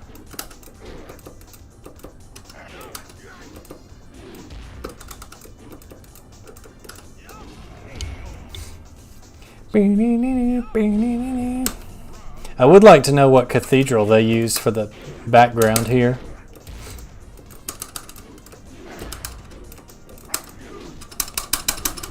As far as I can tell, all of these are based on real places. Like Anna's stage is just the straight up Taj Mahal.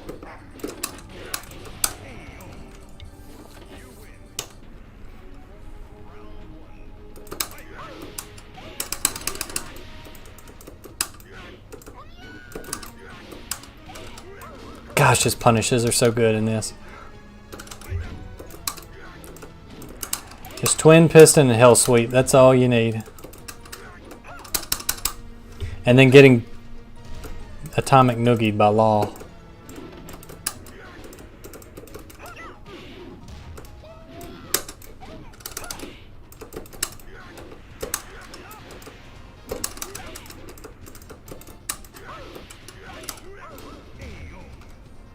Yeah, I mean that's obviously the Great Wall of China. Some of them are easy to figure out. But like some of them like Wang Jinrei, like where the heck does that take place? Is this actually Fiji, you know?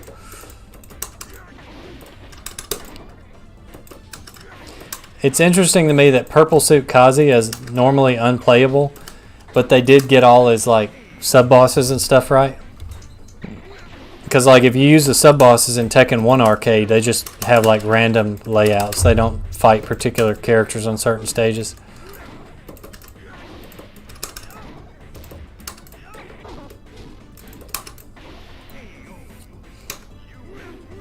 Twa! Except for this, obviously, you're going to have to fight yourself here. Okay, so they got everything right except the final two bosses. Because this should be Heihachi right here. But instead it's just mirror match. It's the only way I know how in this game to force a mirror match, too.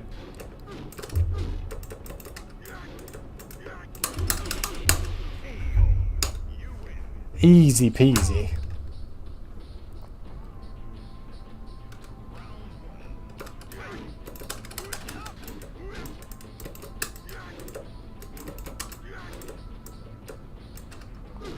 Here come the throws.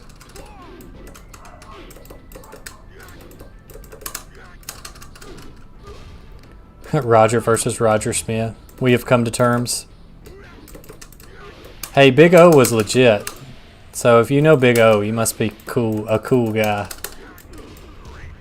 I can't believe he fell for that second hit.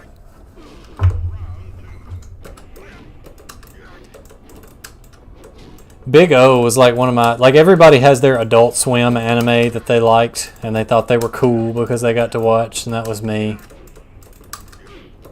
That was like the first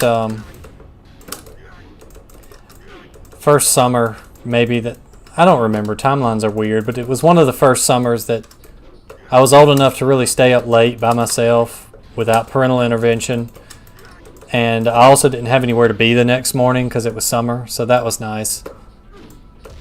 And that was when I discovered Big O. And Adult Swim would just like constantly loop an episode of the series every night at like midnight, so I would always stay up and watch Big O. I thought I was really cool. Except on Thursdays. Thursdays they would run, what was it? Paranoia Agent and S. Cry Ed, who apparently no one watched but me. At least in my inner circle. Here we go. Yeah, I knew a lot of friends of mine were Cowboy Bebop people. No, a lot of people used to watch Cowboy Bebop. Maybe we could find Harada in the credits. No crossover with Batman. Big O was kind of like Batman. It was like robot suit Batman.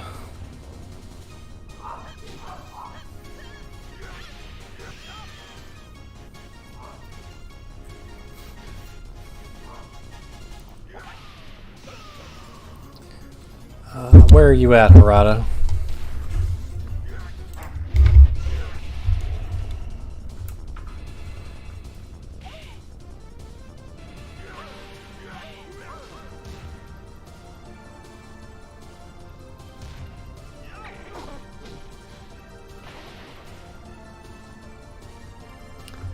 Not yet. Oh, yeah, there he is. Special thanks, Katsuhiro Harada. He was relegated to special thanks for this one. The Oblongs, man, that's a series I haven't thought about in a long time. I never watched it, but I always heard about it, and I heard people that watched it. I just never got into it. But I do know what you're talking about. I haven't thought about it in like 15 or more years, though. Look, and I was there too. See, it said, and you. And Hajime Nakatani headed up the project. Alright, watch the name entry screen. It will be messed up here.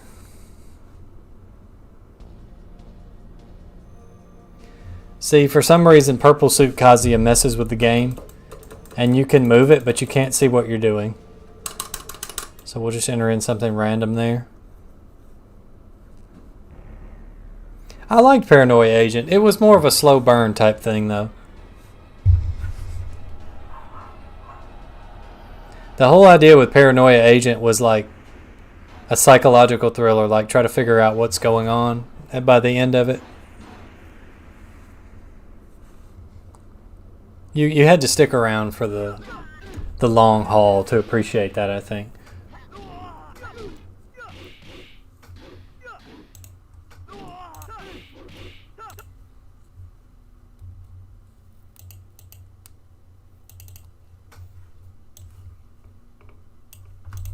Play that Tekken 3.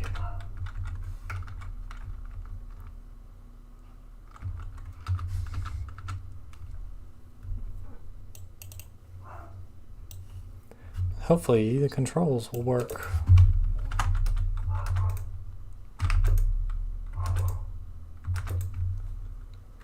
Oh yeah, I gotta remember the controls are dumb for this. You gotta...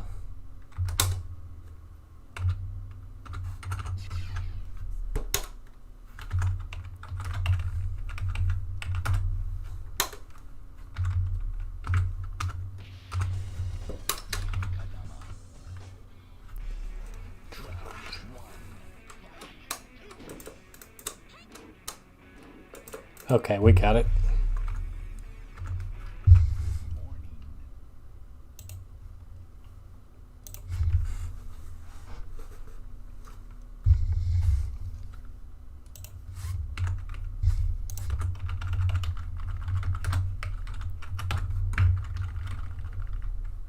Definitely want all the characters unlocked.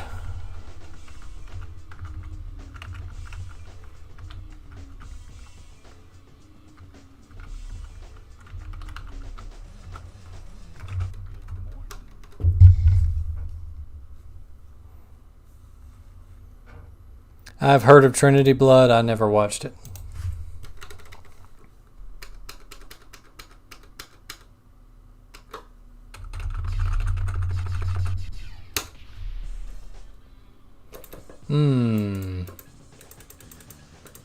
I never played too many characters in this, unfortunately. Let's go with True Ogre. That'll be fun. It's got just all the best moves.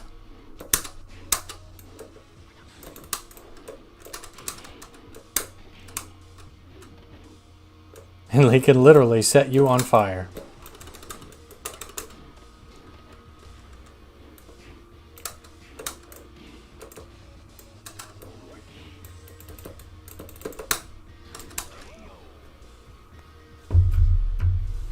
Is it back now? I can see.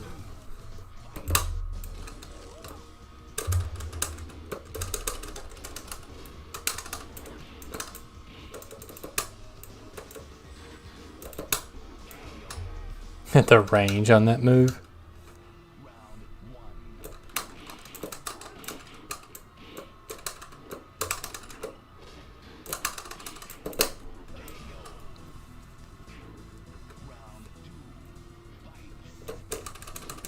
Oh yeah, handicap. They took that away. Tekken 7 took away a lot of features they had no business taking out of the series. And I'm not one of these people who complains for team battle mode all the time. F's in the chat for everybody who's still waiting for team battle mode in Tekken 1 or 7.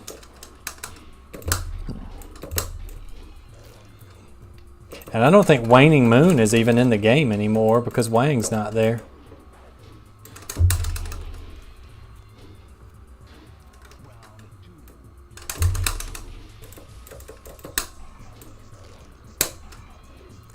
Oh, I like how you could burn them on the ground. That was always cool.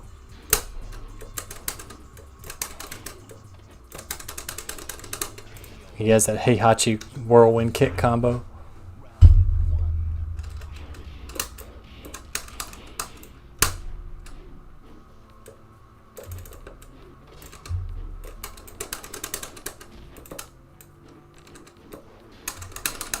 Just flash punch combo everything together. Oh, Tekken Ball. Yeah, I miss Tekken Ball. It was actually in the Tekken Tag port for the Wii U, but again, only 3 people own a Wii U, so no one got to play it.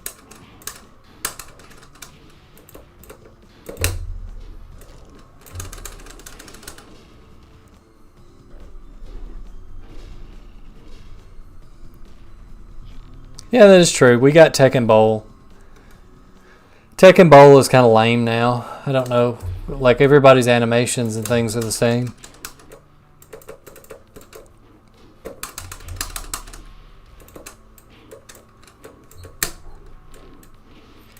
Burn, baby, burn. Mokujin Inferno.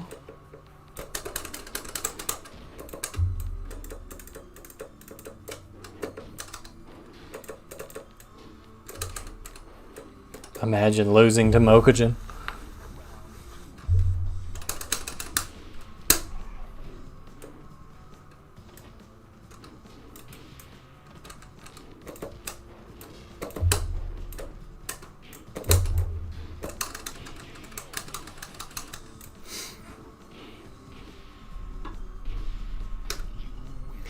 Yeah, Ogre is like my favorite character in Tekken 3 because there's no Lee.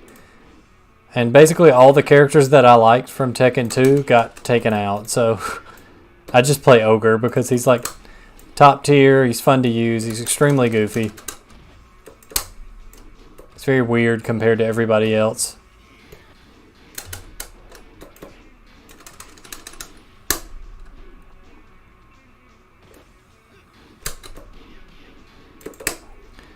But Tekken 3 is when this series started trying to kind of become a modern fighting game. It's no Tekken 6 or 7, or even Tag 2 for that matter, but it's a lot better than the older days.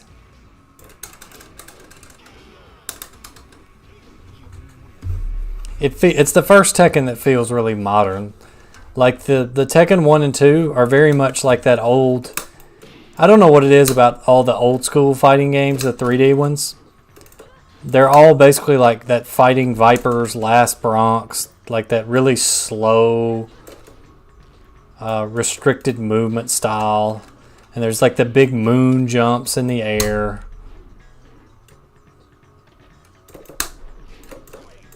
What?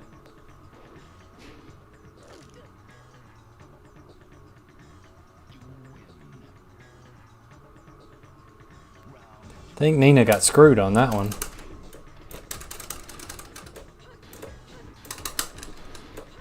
Can opener.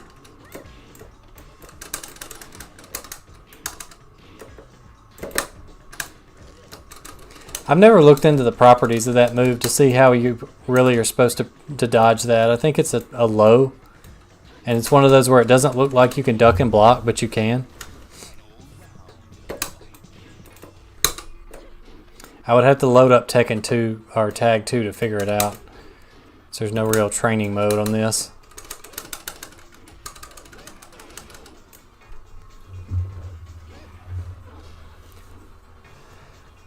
Yeah, they were. They really were revolutionizing 3D fighting games with like instead of just being like, hey, what if instead of making the players walk really slow, we just let them walk around?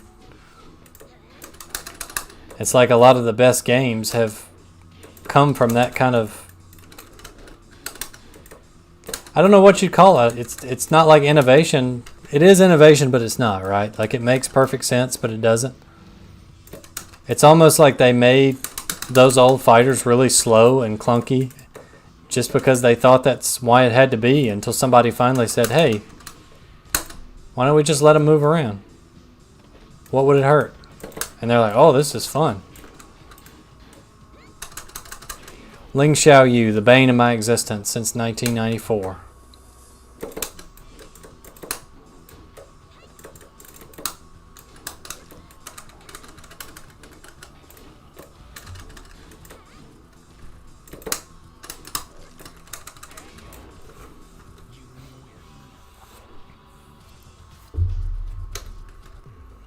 Heihachi Mishima.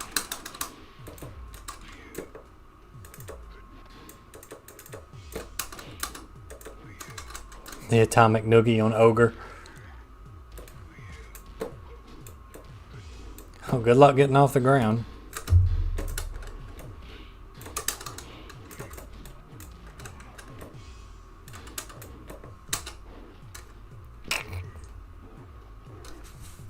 The backbreaker.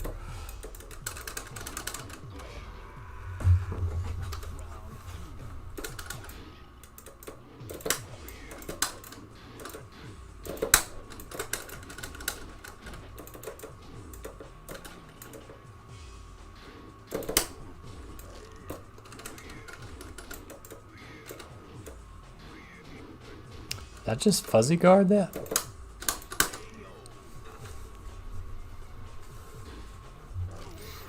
Oh, Electric Fountain was so hyped the first time I heard that in 6.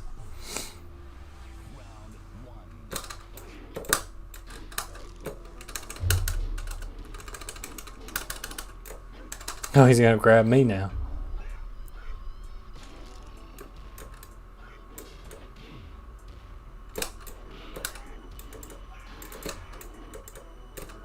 No. Some of the KO animations are weird in this compared to Tekken 1 and 2.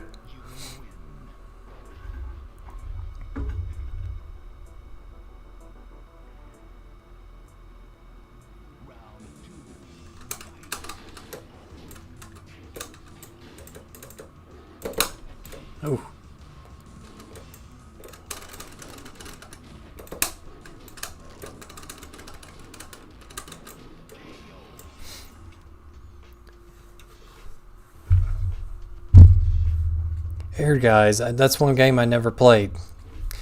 I always remember reading about it in GamePro, again, back in the day. Be like, man, that would be cool to play that. But then again, maybe it wouldn't be. Hey, I'm so mature. Might as well continue the trend. So let's look at some of those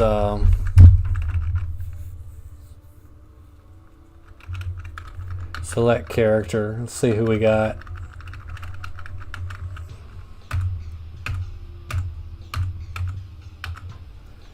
Jun Kazama is the big one, but unfortunately she has no model or anything.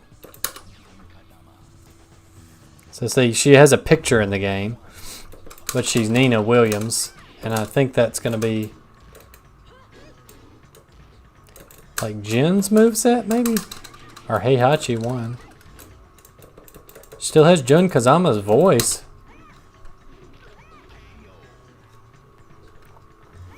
Yeah, it just means they're not intended to be playable, so they don't work properly, I guess you could say. Yeah, that's definitely Jin's moveset. Even has flash punch combo and that type of stuff.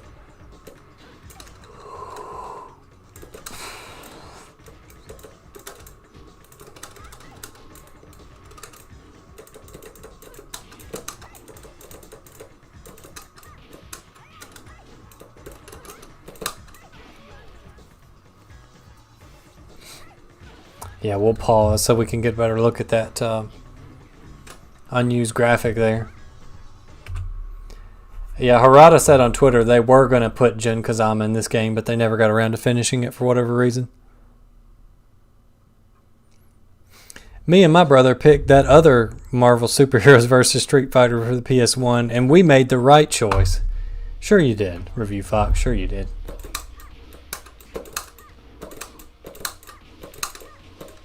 Yay, Electrics. Let's go. Is that the one with the really bad load times or whatever, and you can only play one character at a time?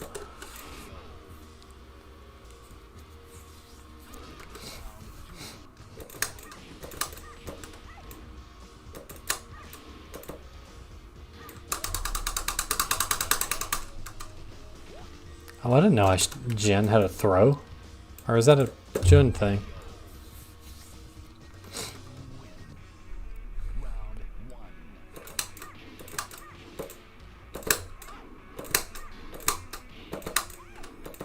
I'm just over here trying to do electrics like a Kazuya player. Do you guys remember that old Tekken Reddit meme where it was like the image of the character and it was like the average day for the person that played him? And so for the Kazuya one, it was like every morning I wake up and I wave dash into the bathroom, executing 3 electrics perfectly on my way there. Time for some online Tekken. Hit practice mode. Spend the whole 2-hour session doing nothing but practicing electrics, forgetting about all fundamentals. Get online, ranked, meet up with some scrub. Hell sweep my way to victory. He disconnects. That's enough Tekken for one day.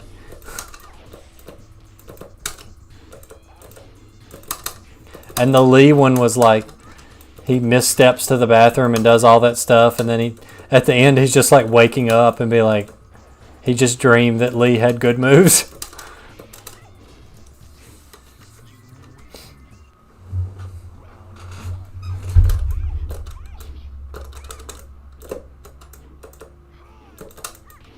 It's weird hearing Jun's voice in Tekken 3.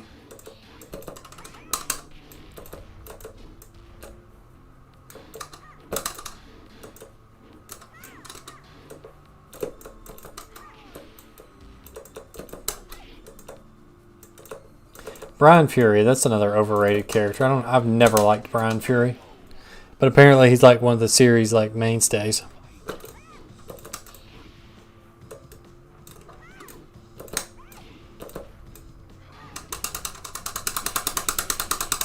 I like how reality just stops in that crack between like the building and the fence back there. It's just like nothing.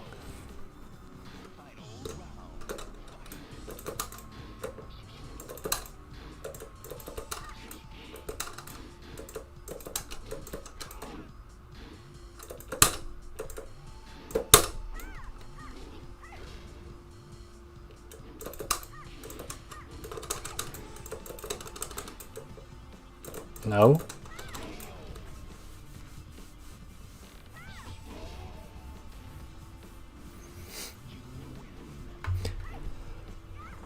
Yeah, Tekken 3 would definitely be a candidate for a remaster.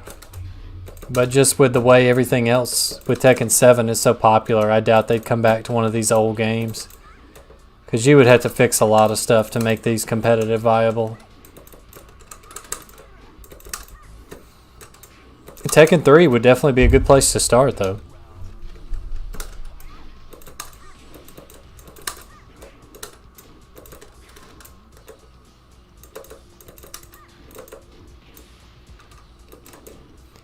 Smaller but fitting roster. A lot of fan favorite characters. Except for no Lee, of course. No Kunimitsu.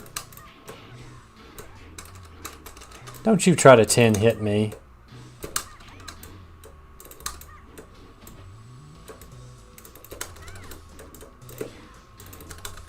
Using the Heihachi AI move in Tekken 1.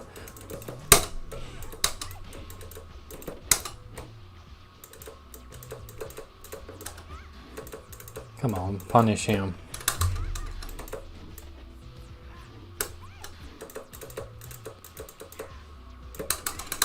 Nope. Get that out of here. No Phoenix Smasher for here. That was like the unblockable version too. Like, what was he thinking? See, this game's got really strong get-up kicks in it too. Get-up kicks weren't that tough in Tekken 2, but in here they can actually knock you down.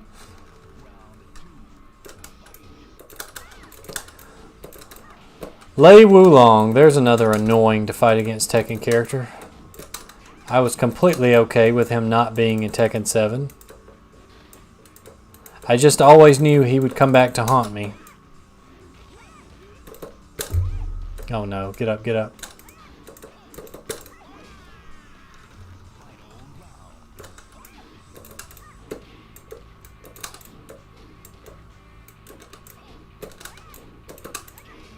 Oh wow, that did a lot of damage.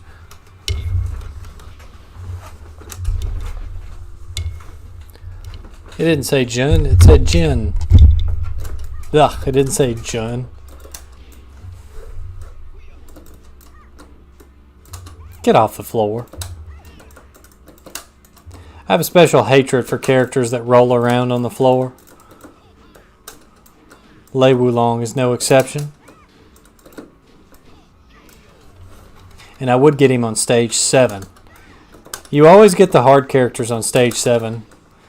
Like stage 1, you're going to get Prototype Jack, you're going to get No Arms McGee, all those characters. But stage 7, you're going to get Ling Xiaoyu, Lei Wulong.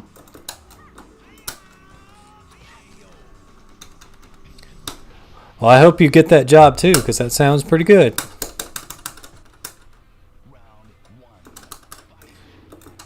And if financially able, you should always take advantage of that.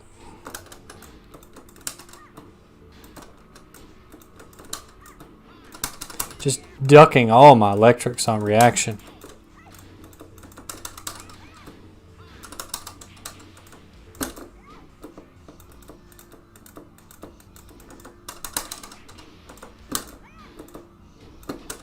Oh.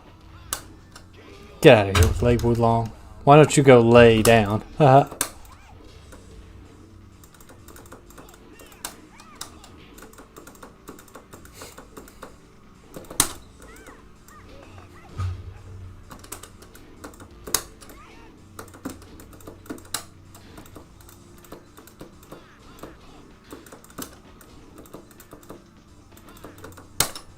It's like, get off the ground.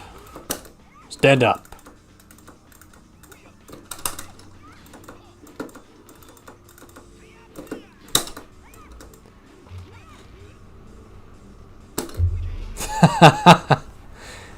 Just like the little quick hiya. Dr. B is like the worst character. All these people, they're like, oh, bring back Dr. Boskanovich. No, we don't need more characters that lay on the ground, please.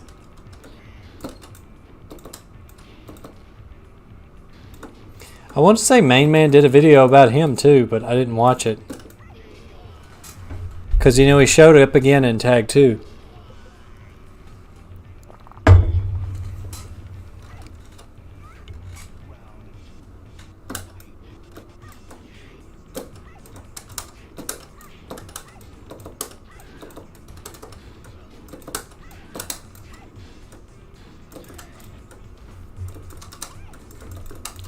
See, not only did I get Lei Wulong, I got Eddie Gordo. The king of Tekken 3 cheese himself. I've gotten better at fighting Eddie throughout the years. I have a friend from work that plays him, so I've gotten a little bit better defending against him in 7. Ow.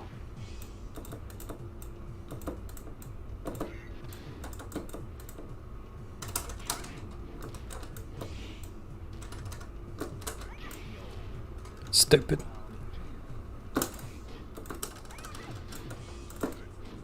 Hey, this guy lacks tag 2. Ban him, ban him.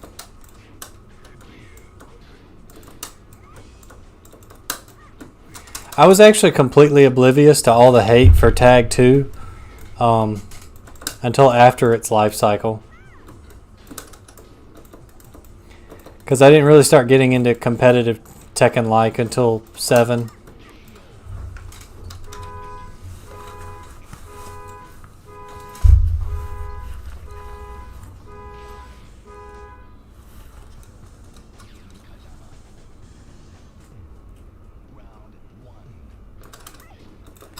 And then as I was going back learning how to be a Tekken competitor, I started seeing all these videos from Main Man and other people talking about how bad Tag 2 days were.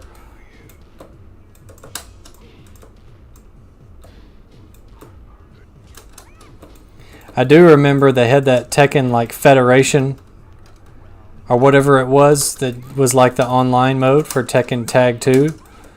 And then I logged onto the game like a month after it came out to check it, and it was like the Tekken Federation services ended. Sorry. I was like, oh well. So much for that.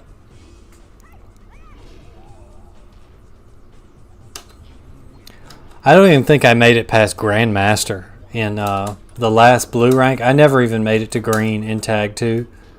That's how casual I was. And the first time I got to green in Tekken 7, I was like super pumped. And now I made it to Genbu with Lee season 3.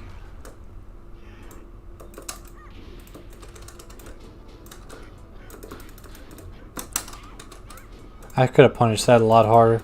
Oh my goodness, he's doing it again. Side throw. Get to land at least one side throw tonight. I'm happy. Yes, you see, Tekken Tag 2 did have a tutorial in it, which is what people always complain about. And they say, oh, Tekken doesn't have a tutorial. Well, Tag 2 did, and nobody played it. And so it bankrupted 7, so 7 was just like bare bones to the max. When in doubt, throw it out.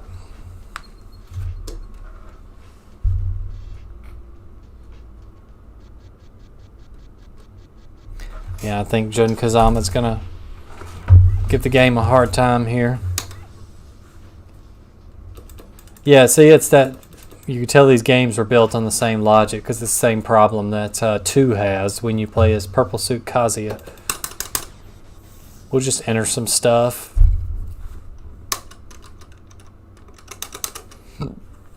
I kind of want to see the time ranking now to see what it put Jun Kazama's name up there as.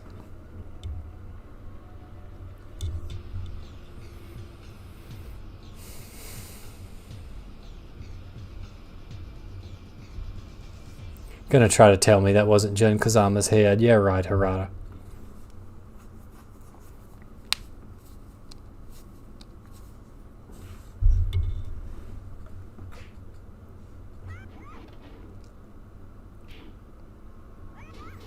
Look at this epic match here.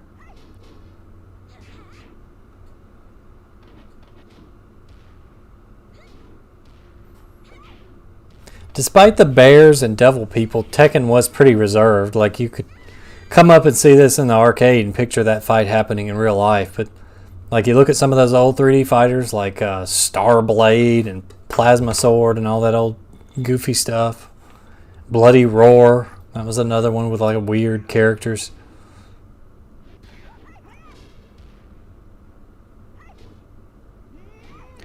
State is opening. CV-19 is done for in New Mexico.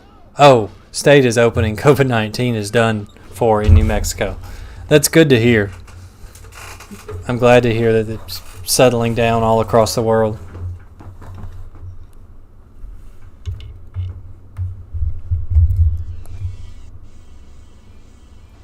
Well, that would be the hundreds of moves, throw mechanics, hidden mechanics, frame data, all the above.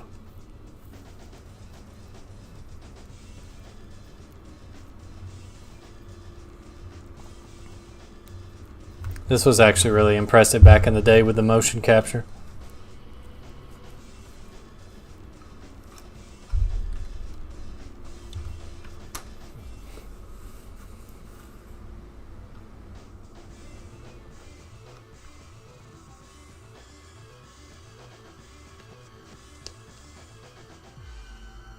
And Law finally closed his mouth in this game. I don't know if they'll ever do a tutorial on Korean backdash because it's technically a glitch. I don't know if it's a glitch. It's more like a weird system quirk because of the way canceling inputs and stuff works.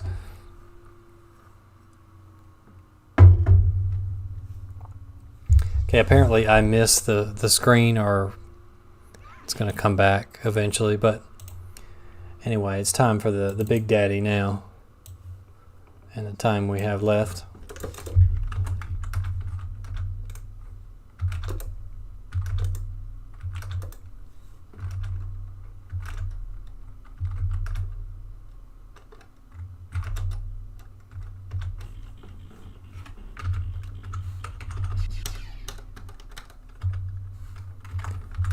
And I gotta work out the controls right quick as usual.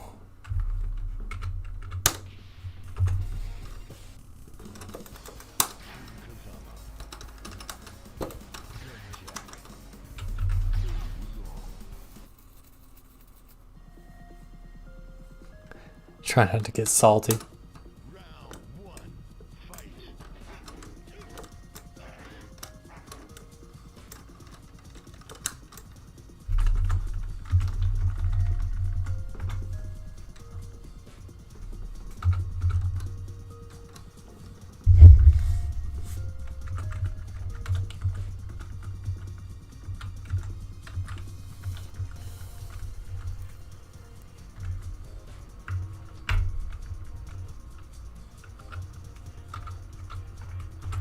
There we go.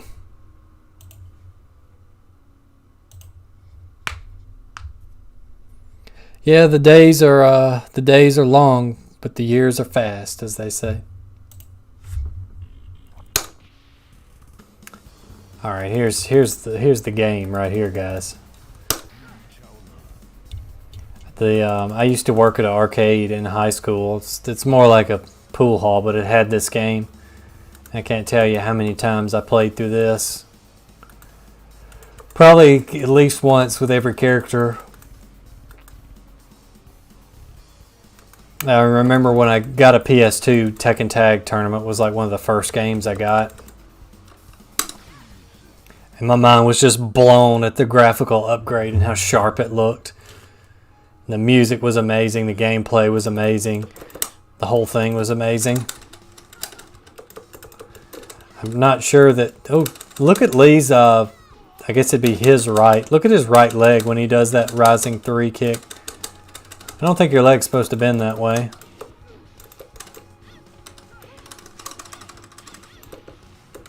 Combo damage was so low in this. It was all about just like big hits. Lee did have Silver Tail and Slide.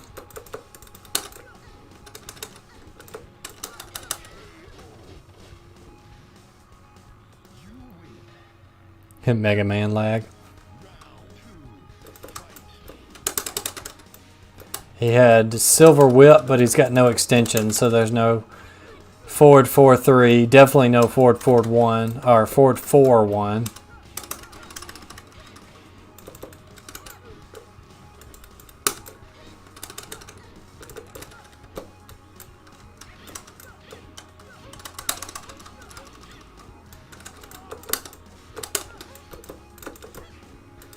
Nope, you're not gonna throw me. There's definitely no 1-2-3 punish. I don't think he has acid rain in this. No, no acid rain. You could just do this all day. It's so fast.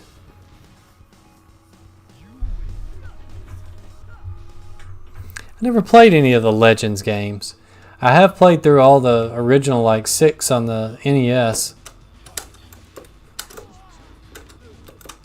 I always heard good things about the Battle Network games on the like, was that Game Boy Advance?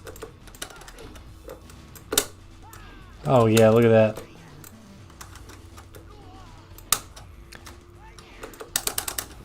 Have Hitman stance, but I don't know what all I can do out of it.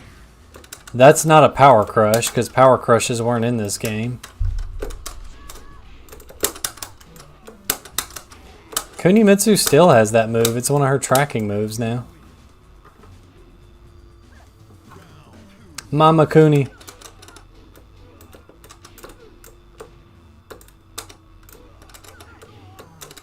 Do the break leg while rising.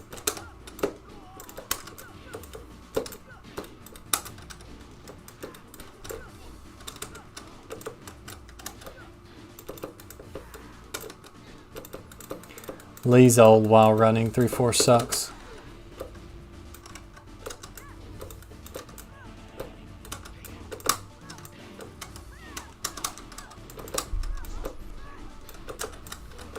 Tekken Tag 1 Kuni was probably her best incarnation in the older games. But still lacking. I think she has like the lowest health in the game. I think so. Because I know Eris, his whole brand is named after that move. Let's see. Is that avoiding the puddle? It's probably just a Yoshimitsu move that's been repurposed for Kunimitsu here.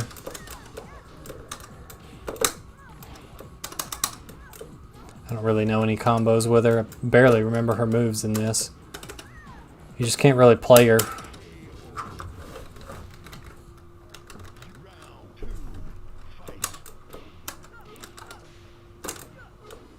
Bump kick. Yeah, that's a move that Lee has carried with him into the modern Tekken generation. This is also the first appearance of Silvertail.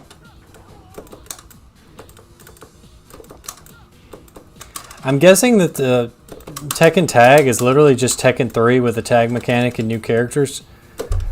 So it would be really cool if like one of those porters could put like Lee into Tekken 3. That would be really sharp to see what he would play like in that engine.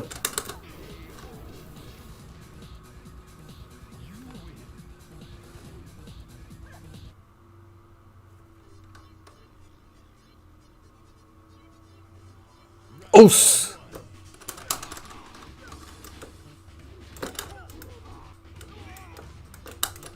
Ow. Ow. Imagine losing to Ganryu.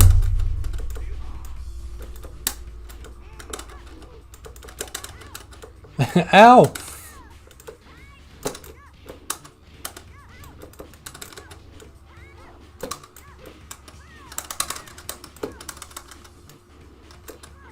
Italian tomato. I looked it up one time. Italian tomato is a real restaurant.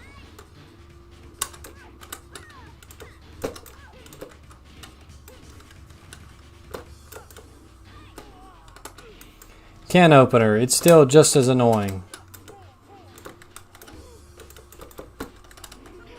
I knew it was over the moment he jumped into the air.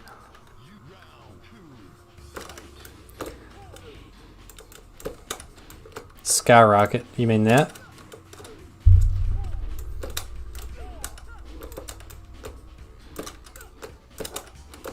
Ow.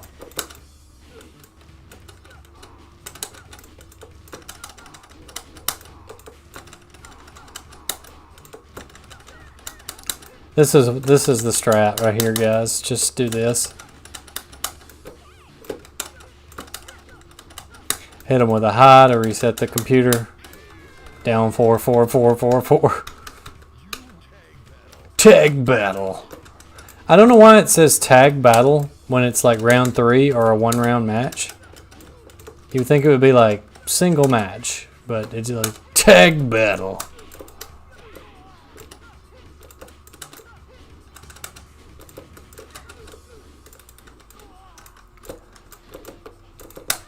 Ow.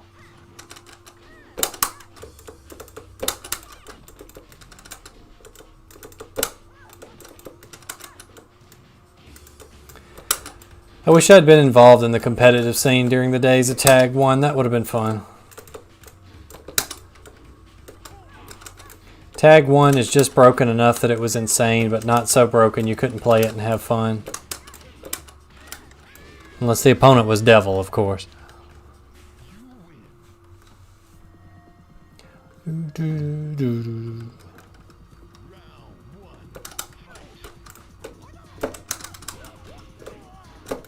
This stage got remade in Tag 2. It's become like a Tag legend. That's launch punishable if you block that.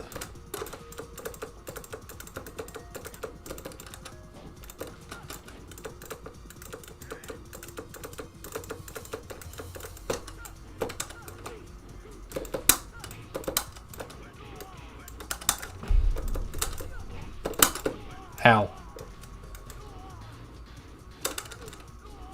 How many of those kicks are there?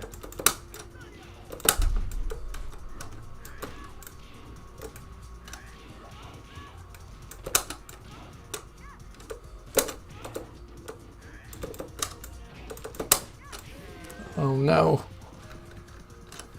Yeah, that's the classic song that everybody remembers from this game is the Yoshimitsu stage.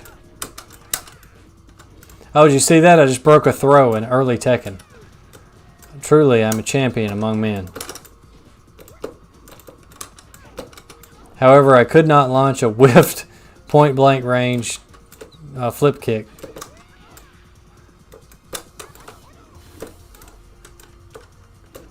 So we just must go to the strat.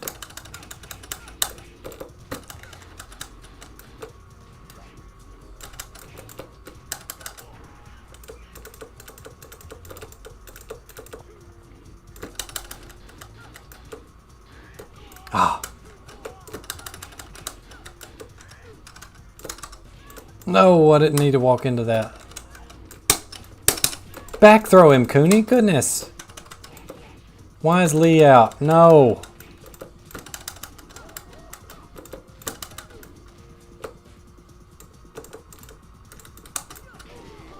Oh. They both fall down.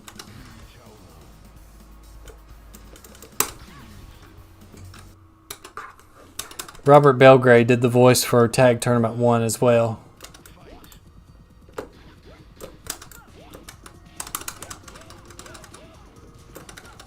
Whoa. Yeah, good luck reacting to that one.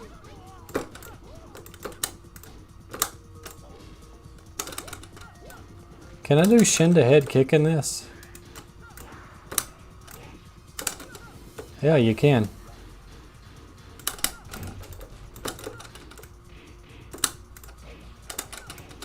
Oh, you can combo into it too. Nice.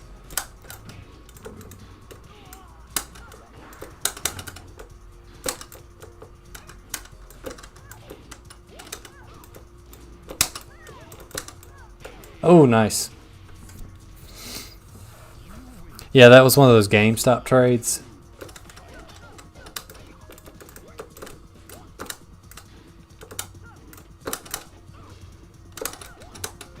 That's a nice combo. I never realized Lee had that. I'm going to start using that in this.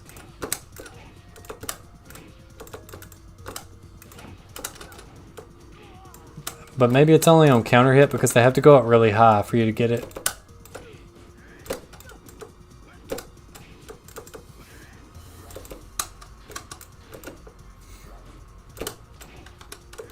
Ow. Ow.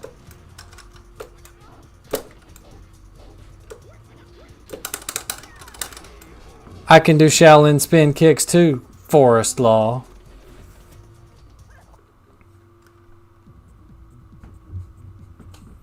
Back when the draw distance was so bad, so they had to dark the stages out when Ogre was on them. Really?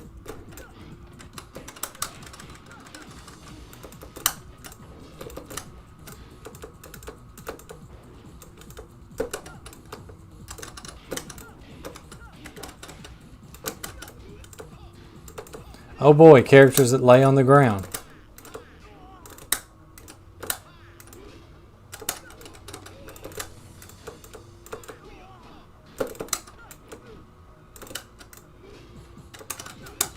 Yeah, I love that combo. I'm just going to learn to use that more in this. Oh, that low parry.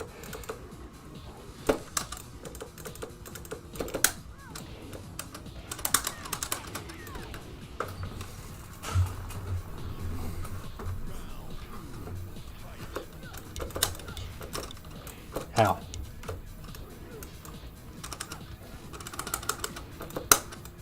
Ow. I wonder if I could... Oh, that's nasty. I like that. Okay, cool.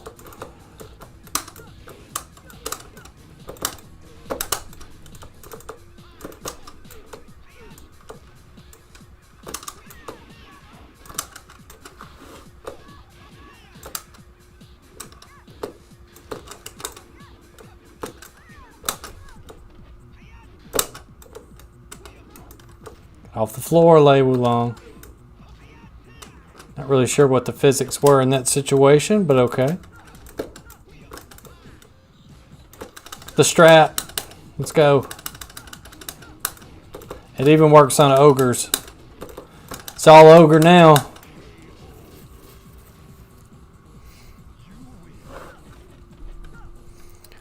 It's alright. There will always be replay. You can watch Tekken 1, 2, and 3 shenanigans.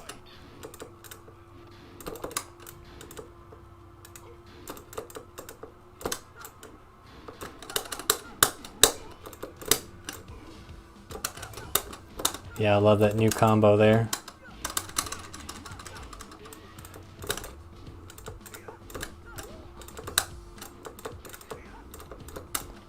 Stupid Yoshimitsu. Get down one, Yoshimitsu. You're nonsense. Okay, see you later.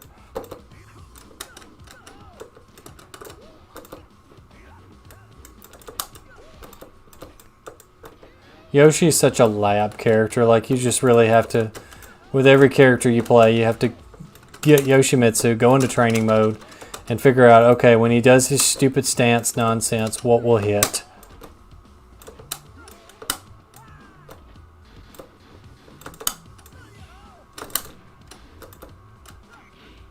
Ow. Go Lee, go Lee.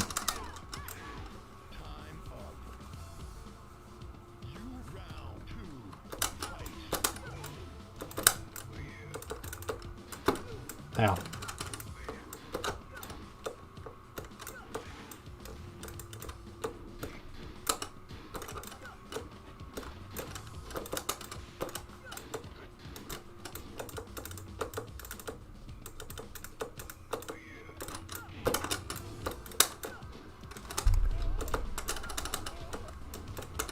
Can never figure out how to get that hit, that third hit to land in these old Tekkens.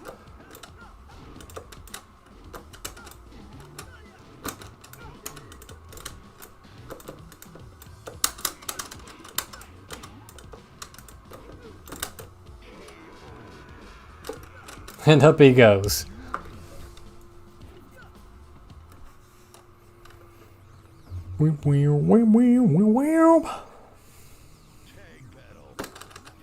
You can get unknown as playable in this, but you have to do some wizardry to get it going.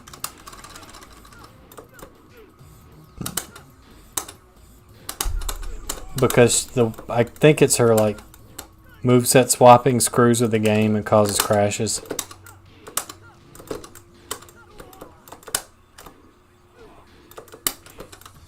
Tag out, tag out.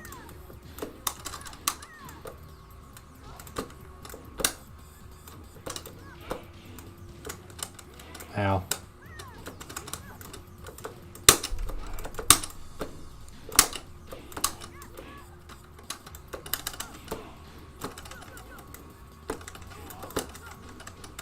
The strat.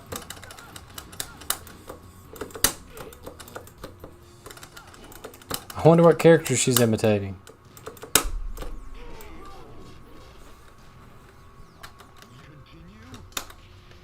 I never understood why they set the rounds to 1 when you fight unknown. It's not really fair. Considering you only get 1 chance to beat her before you have to pay money. And she regenerates health too.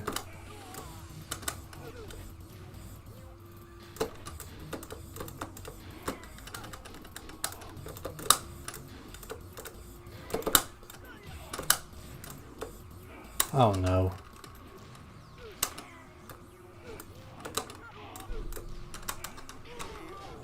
And then something like that happens and you lose track how much health you have and you have to pay again.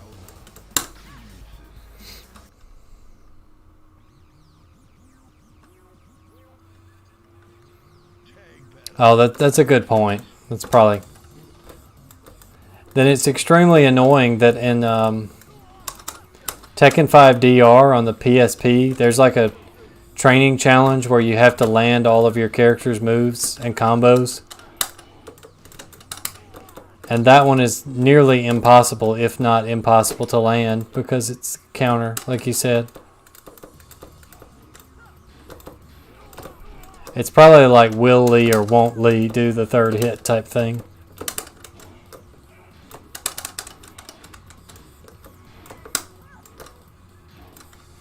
Oh, apparently she's king now. Bam!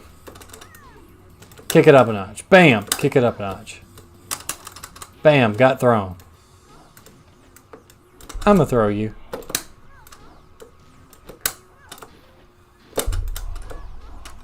Tag out.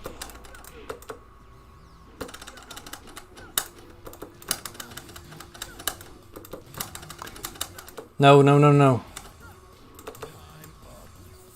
We'll take it. Not what we wanted, but we'll take it.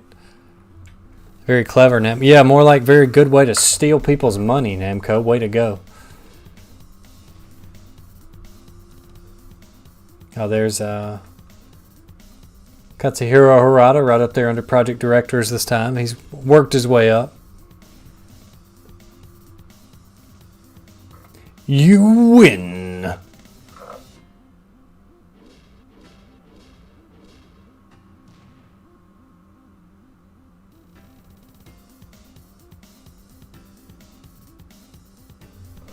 Even got the Tekken Tag 1 poster behind me. I don't know if you guys can see it, but I found those years and years later after my parents had left the arcade industry. Apparently Namco had sent us those posters as like promotional items. And they just had been hiding out in like the garage the whole time. And I was like, you mean to tell me I had these cool Tekken posters at my house and I didn't know it? But they have been safely relocated to the game room at my house now. My adult home.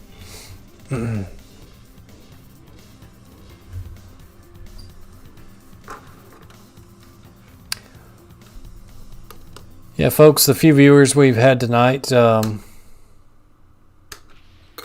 start another match. Let's mess around with Devil. Because apparently, according to Main Man, Devil was like the bread and butter of this game because he's just like 50-50, like Twin Pistons and Hell Sweep. Who do you guys want for player 2? Any character in the game? Preferably not Lee or Cooney because we just used them. Jin Kazama, interesting choice. First one I saw was Jin.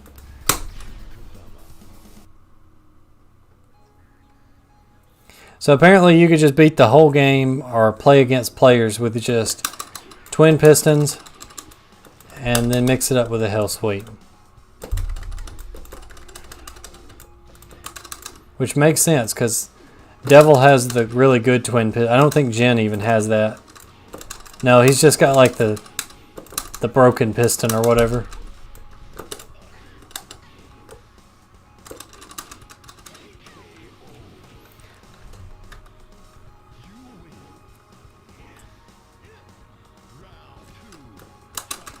But yeah, he's just got the good old-fashioned.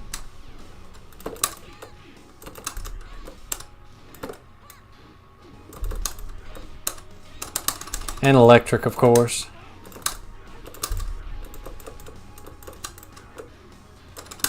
Get out of here, Wong Jinrei.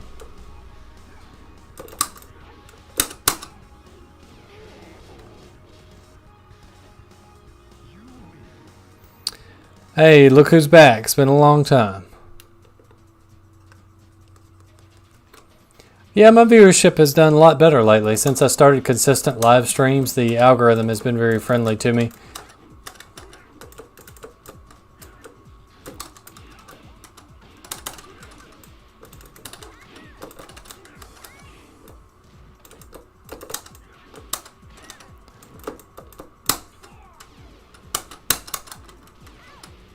Can't believe she fell for that.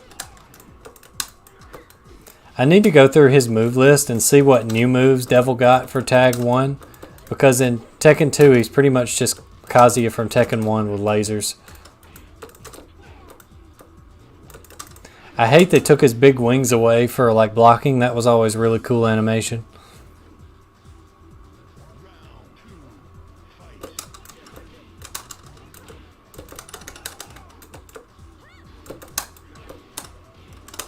Ooh.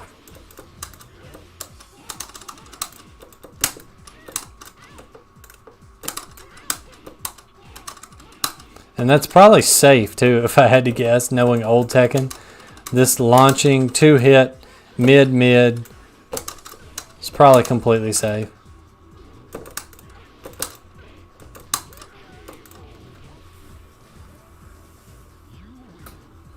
Cool runners.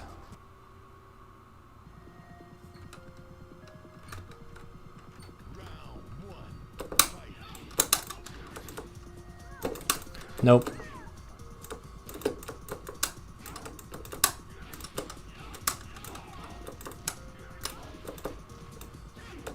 Oh, Huarong, one of my least favorite characters.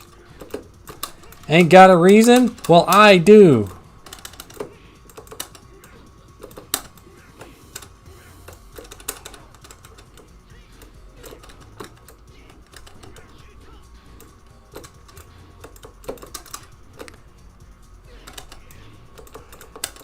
It's took me 4 years nearly playing Tekken, but I finally stopped falling for the mid-homing, launching, safe power crush because I figured out, oh, he has to be in stance to do that.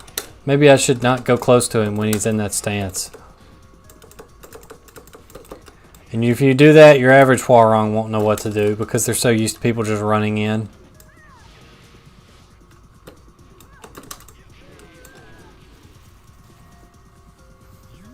Oh, Wizard, you misspelled worst. It's W-O-R-S-T, not B-E-S-T.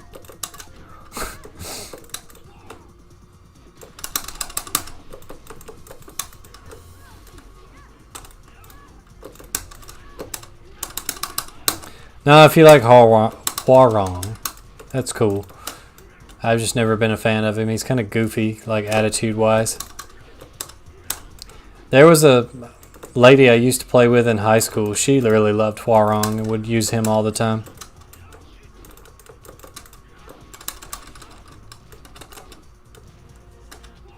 I think everybody played a little Eddie when they were young because they was like, oh, I can press buttons and do stuff. Oh, look, it's Tetsujin.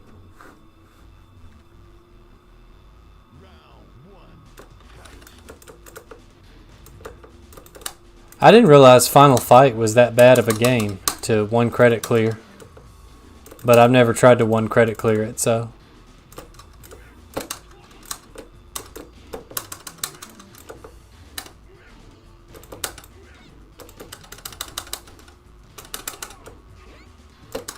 Oh, fell for that. What?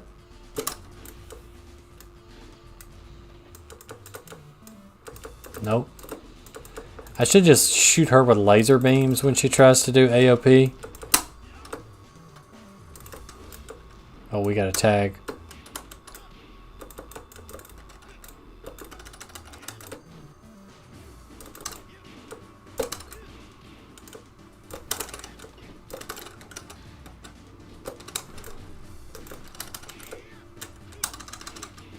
Hit to beat up your girlfriend, Jen.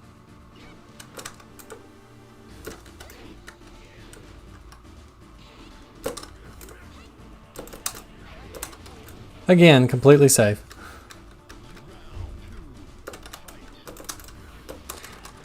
Yeah, if you play as Tetsugen and get so many wins, you can be Kinjin, if I remember correctly. But it may just be like a cosmetic thing. I don't know if his name actually changes.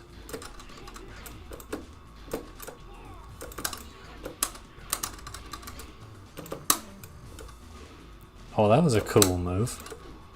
I want that to hit.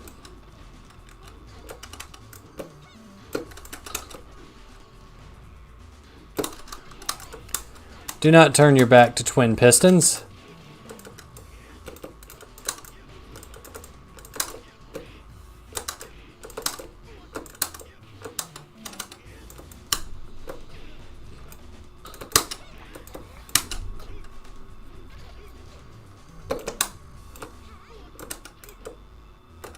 Nope.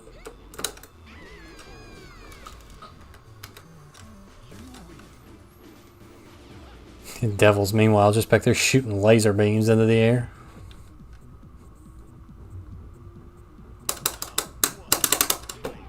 Oh, that was cool. Oh yeah, that's a Tekken Tag 1 thing. If you hit Jack with Devil's Laser, he goes into like this crazy mode. I forgot about that. That's some of that like early Tekken lore secret stuff.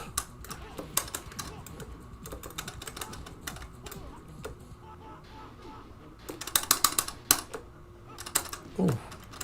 Ooh.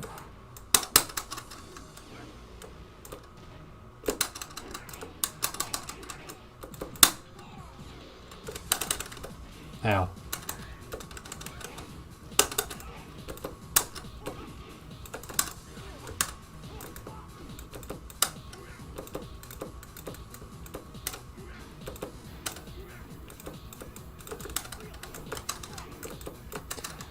Stop down wanting me.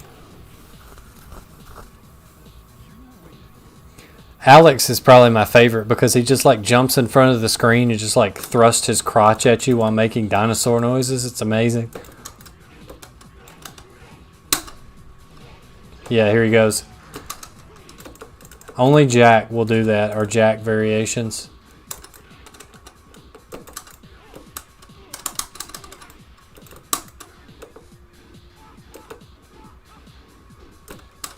That's no fun. Stop.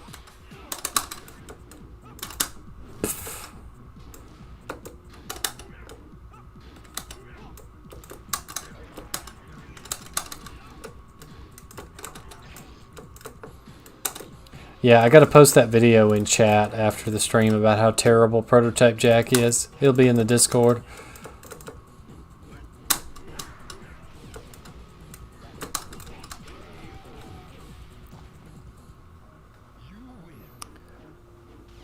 I did get to see the Mortal Kombat movie and I immediately regretted it. I posted a review of it after I watched it. It was not my favorite.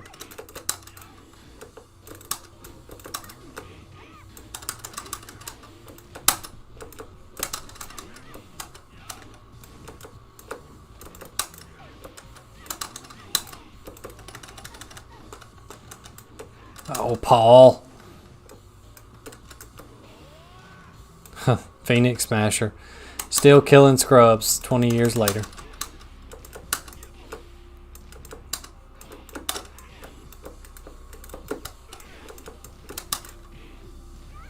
No, mama, no.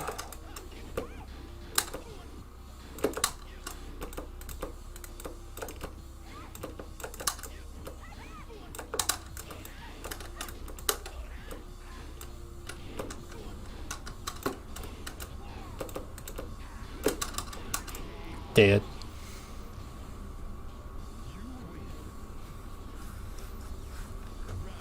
I don't know much about those old SNK like Fatal Fury and those games, other than that they're apparently very hard to one credit clear. Fatal Fury, that's like Terry Bogard's origin, right? I know he was in KOF, but he started in like Fatal Fury, I think.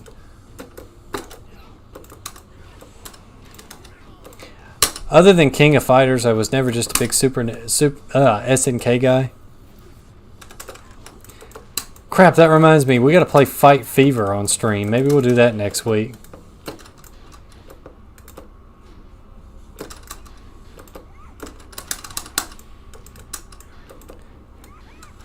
At one point, I made it to where I could beat Fight Fever consistently.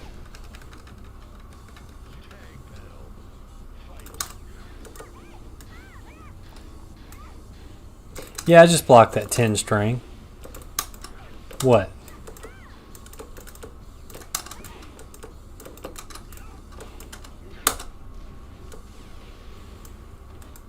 The computer seems very susceptible to the laser when they've been knocked down.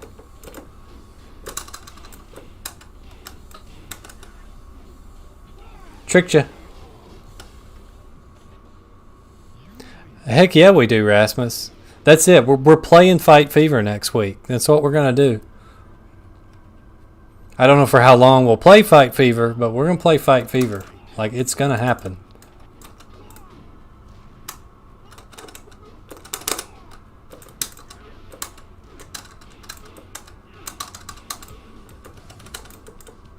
I'm probably going to have to be out one Monday coming up in the next few weeks. And I'm going to see if I can get a guest streamer for that night to come and stream on the channel. Maybe I should make them play Fight Fever.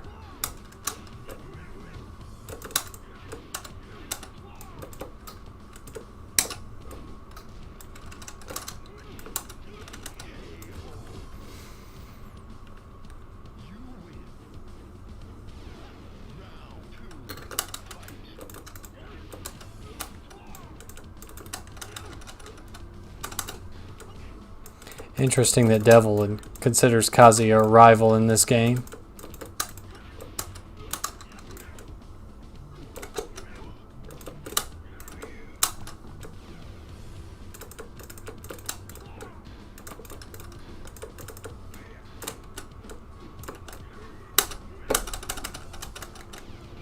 Nice. Imagine if Tekken 1 had walls, what it would be like. Tekken Tag 1.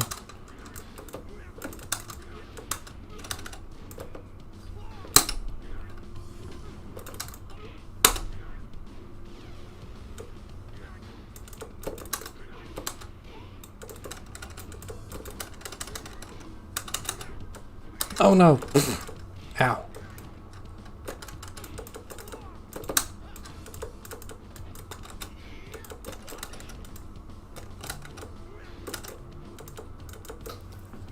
Time. Tennessee Whiskers. What a name for a cat.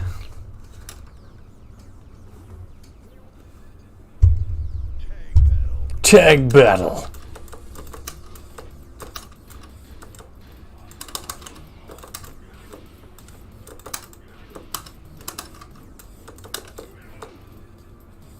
Oh.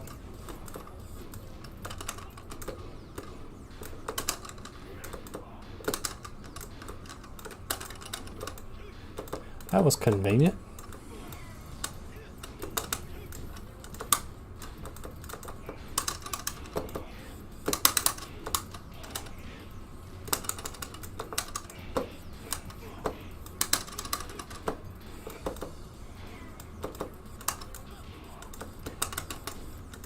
"112" is launch punishable in newer Tekkens. I wonder if it's not as punishable in these old ones.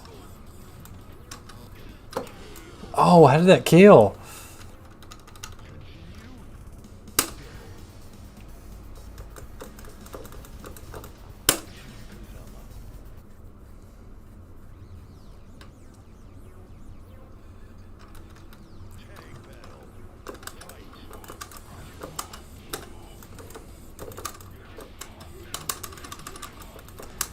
I've had both, and the kids, they don't compare to a pet.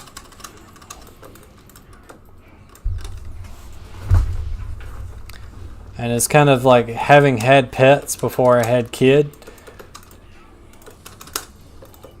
there's kind of like some leftover pet dynamic in you. Like, okay, it's some like baseline instinct part of you thinks about having the kid is kind of like raising a pet. But unlike a dog, which reaches a certain level of intelligence and never matures out of it, you have to constantly be on your guard with children and the new ways that they come up with to try and kill themselves daily. And it will amaze you every day, the ingenuity that they have in trying to kill themselves.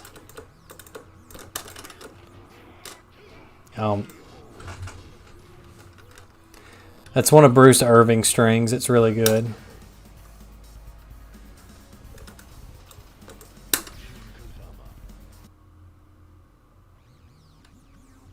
I never got much into Killer Instinct. I would be interested to see the figurines, though, just to see which KI they took them from. I don't like the remake they did for Riptor. Riptor looked a lot cooler in the other games. Or Killer Instinct 1, really, I guess.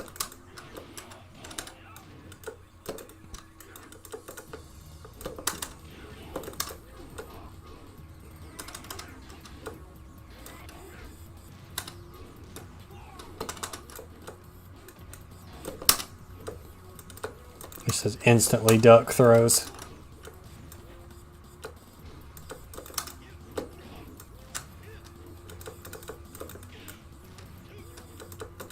Oh boy, please turn into Eddie Gordo with 18 seconds left.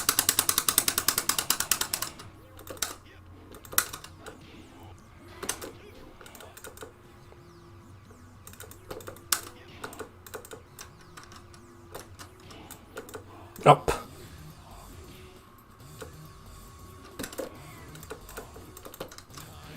Oh, and that would have killed too. It's alright.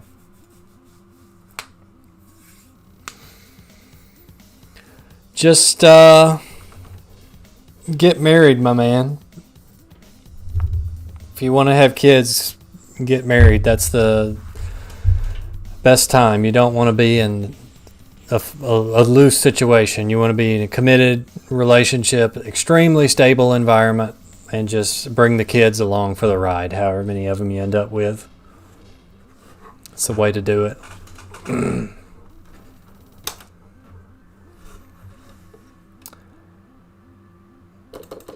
The character time ranking song is really chill. I like it.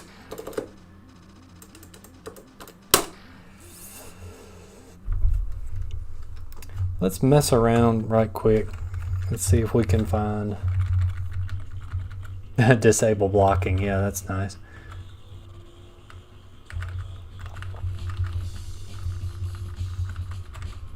There's Tetsugen.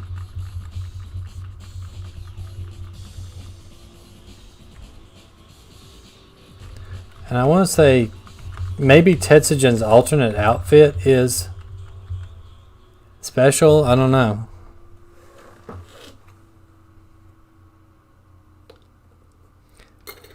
My friend taught his kid sign language. He doesn't even know how, just from YouTube.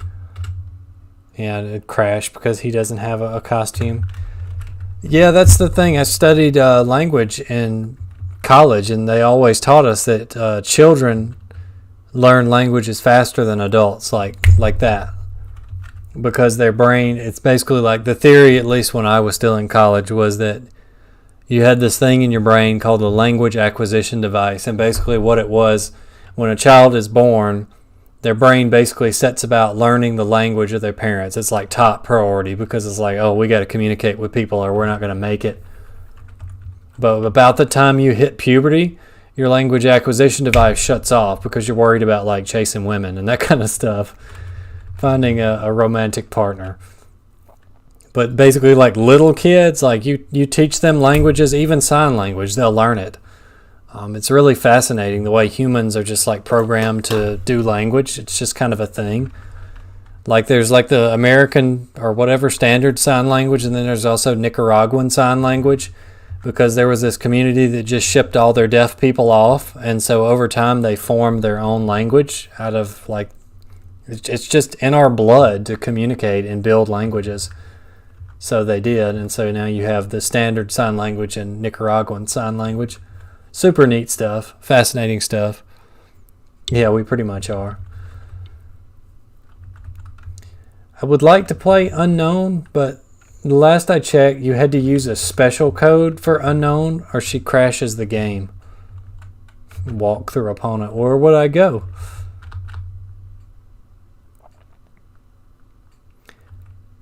Or maybe it was you had to pick Unknown. I don't know. We'll see. We'll try this. This may not work. Oh yeah, the whistle. Yeah, we've heard about that. There are worse games that you could play while studying parenting.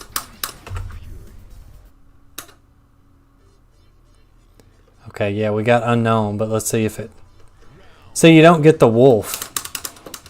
I'm sending in the wolf. And she's basically just like Jun Kazama. There is a code to let you have the wolf version, but it makes the game buggy because the wolf like pushes the game's memory to the max because you're essentially putting 3 characters on screen at one time. It's too late to do an Unknown playthrough, but I do need to dig around, and Admiral probably has it on his channel. I want to say it was Abystus, the guy that made the Mortal Kombat boss hacks, made it so that you could control Wolf Unknown. But you had to like do some tomfoolery to get it to work. And I don't think you get to change your stance like the computer one does. See, like normally Unknown would never have a tag partner, but this just makes her Unknown tags into Unknown. Oh, that's a neat little while standing. I won't call it a launcher, but...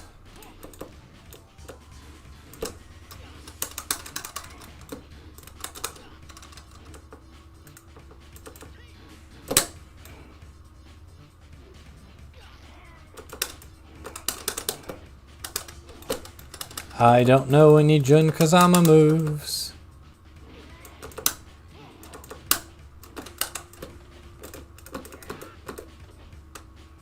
No, you're not going to hit me with that unblockable.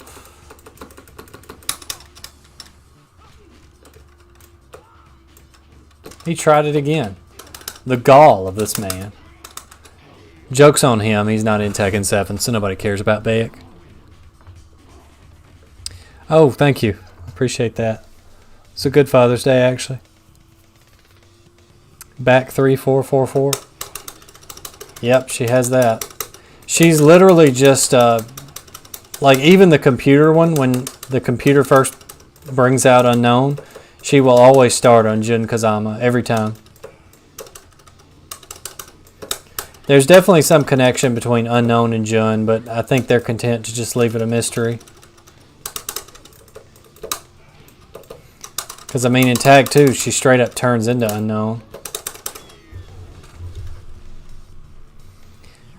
But anyway, dang, it's my bedtime, so I owe you guys a few things. So first off, let's see.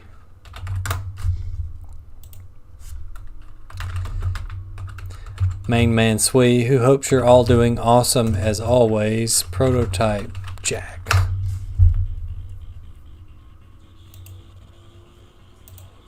Yeah, here it is. I won't let the audio play to...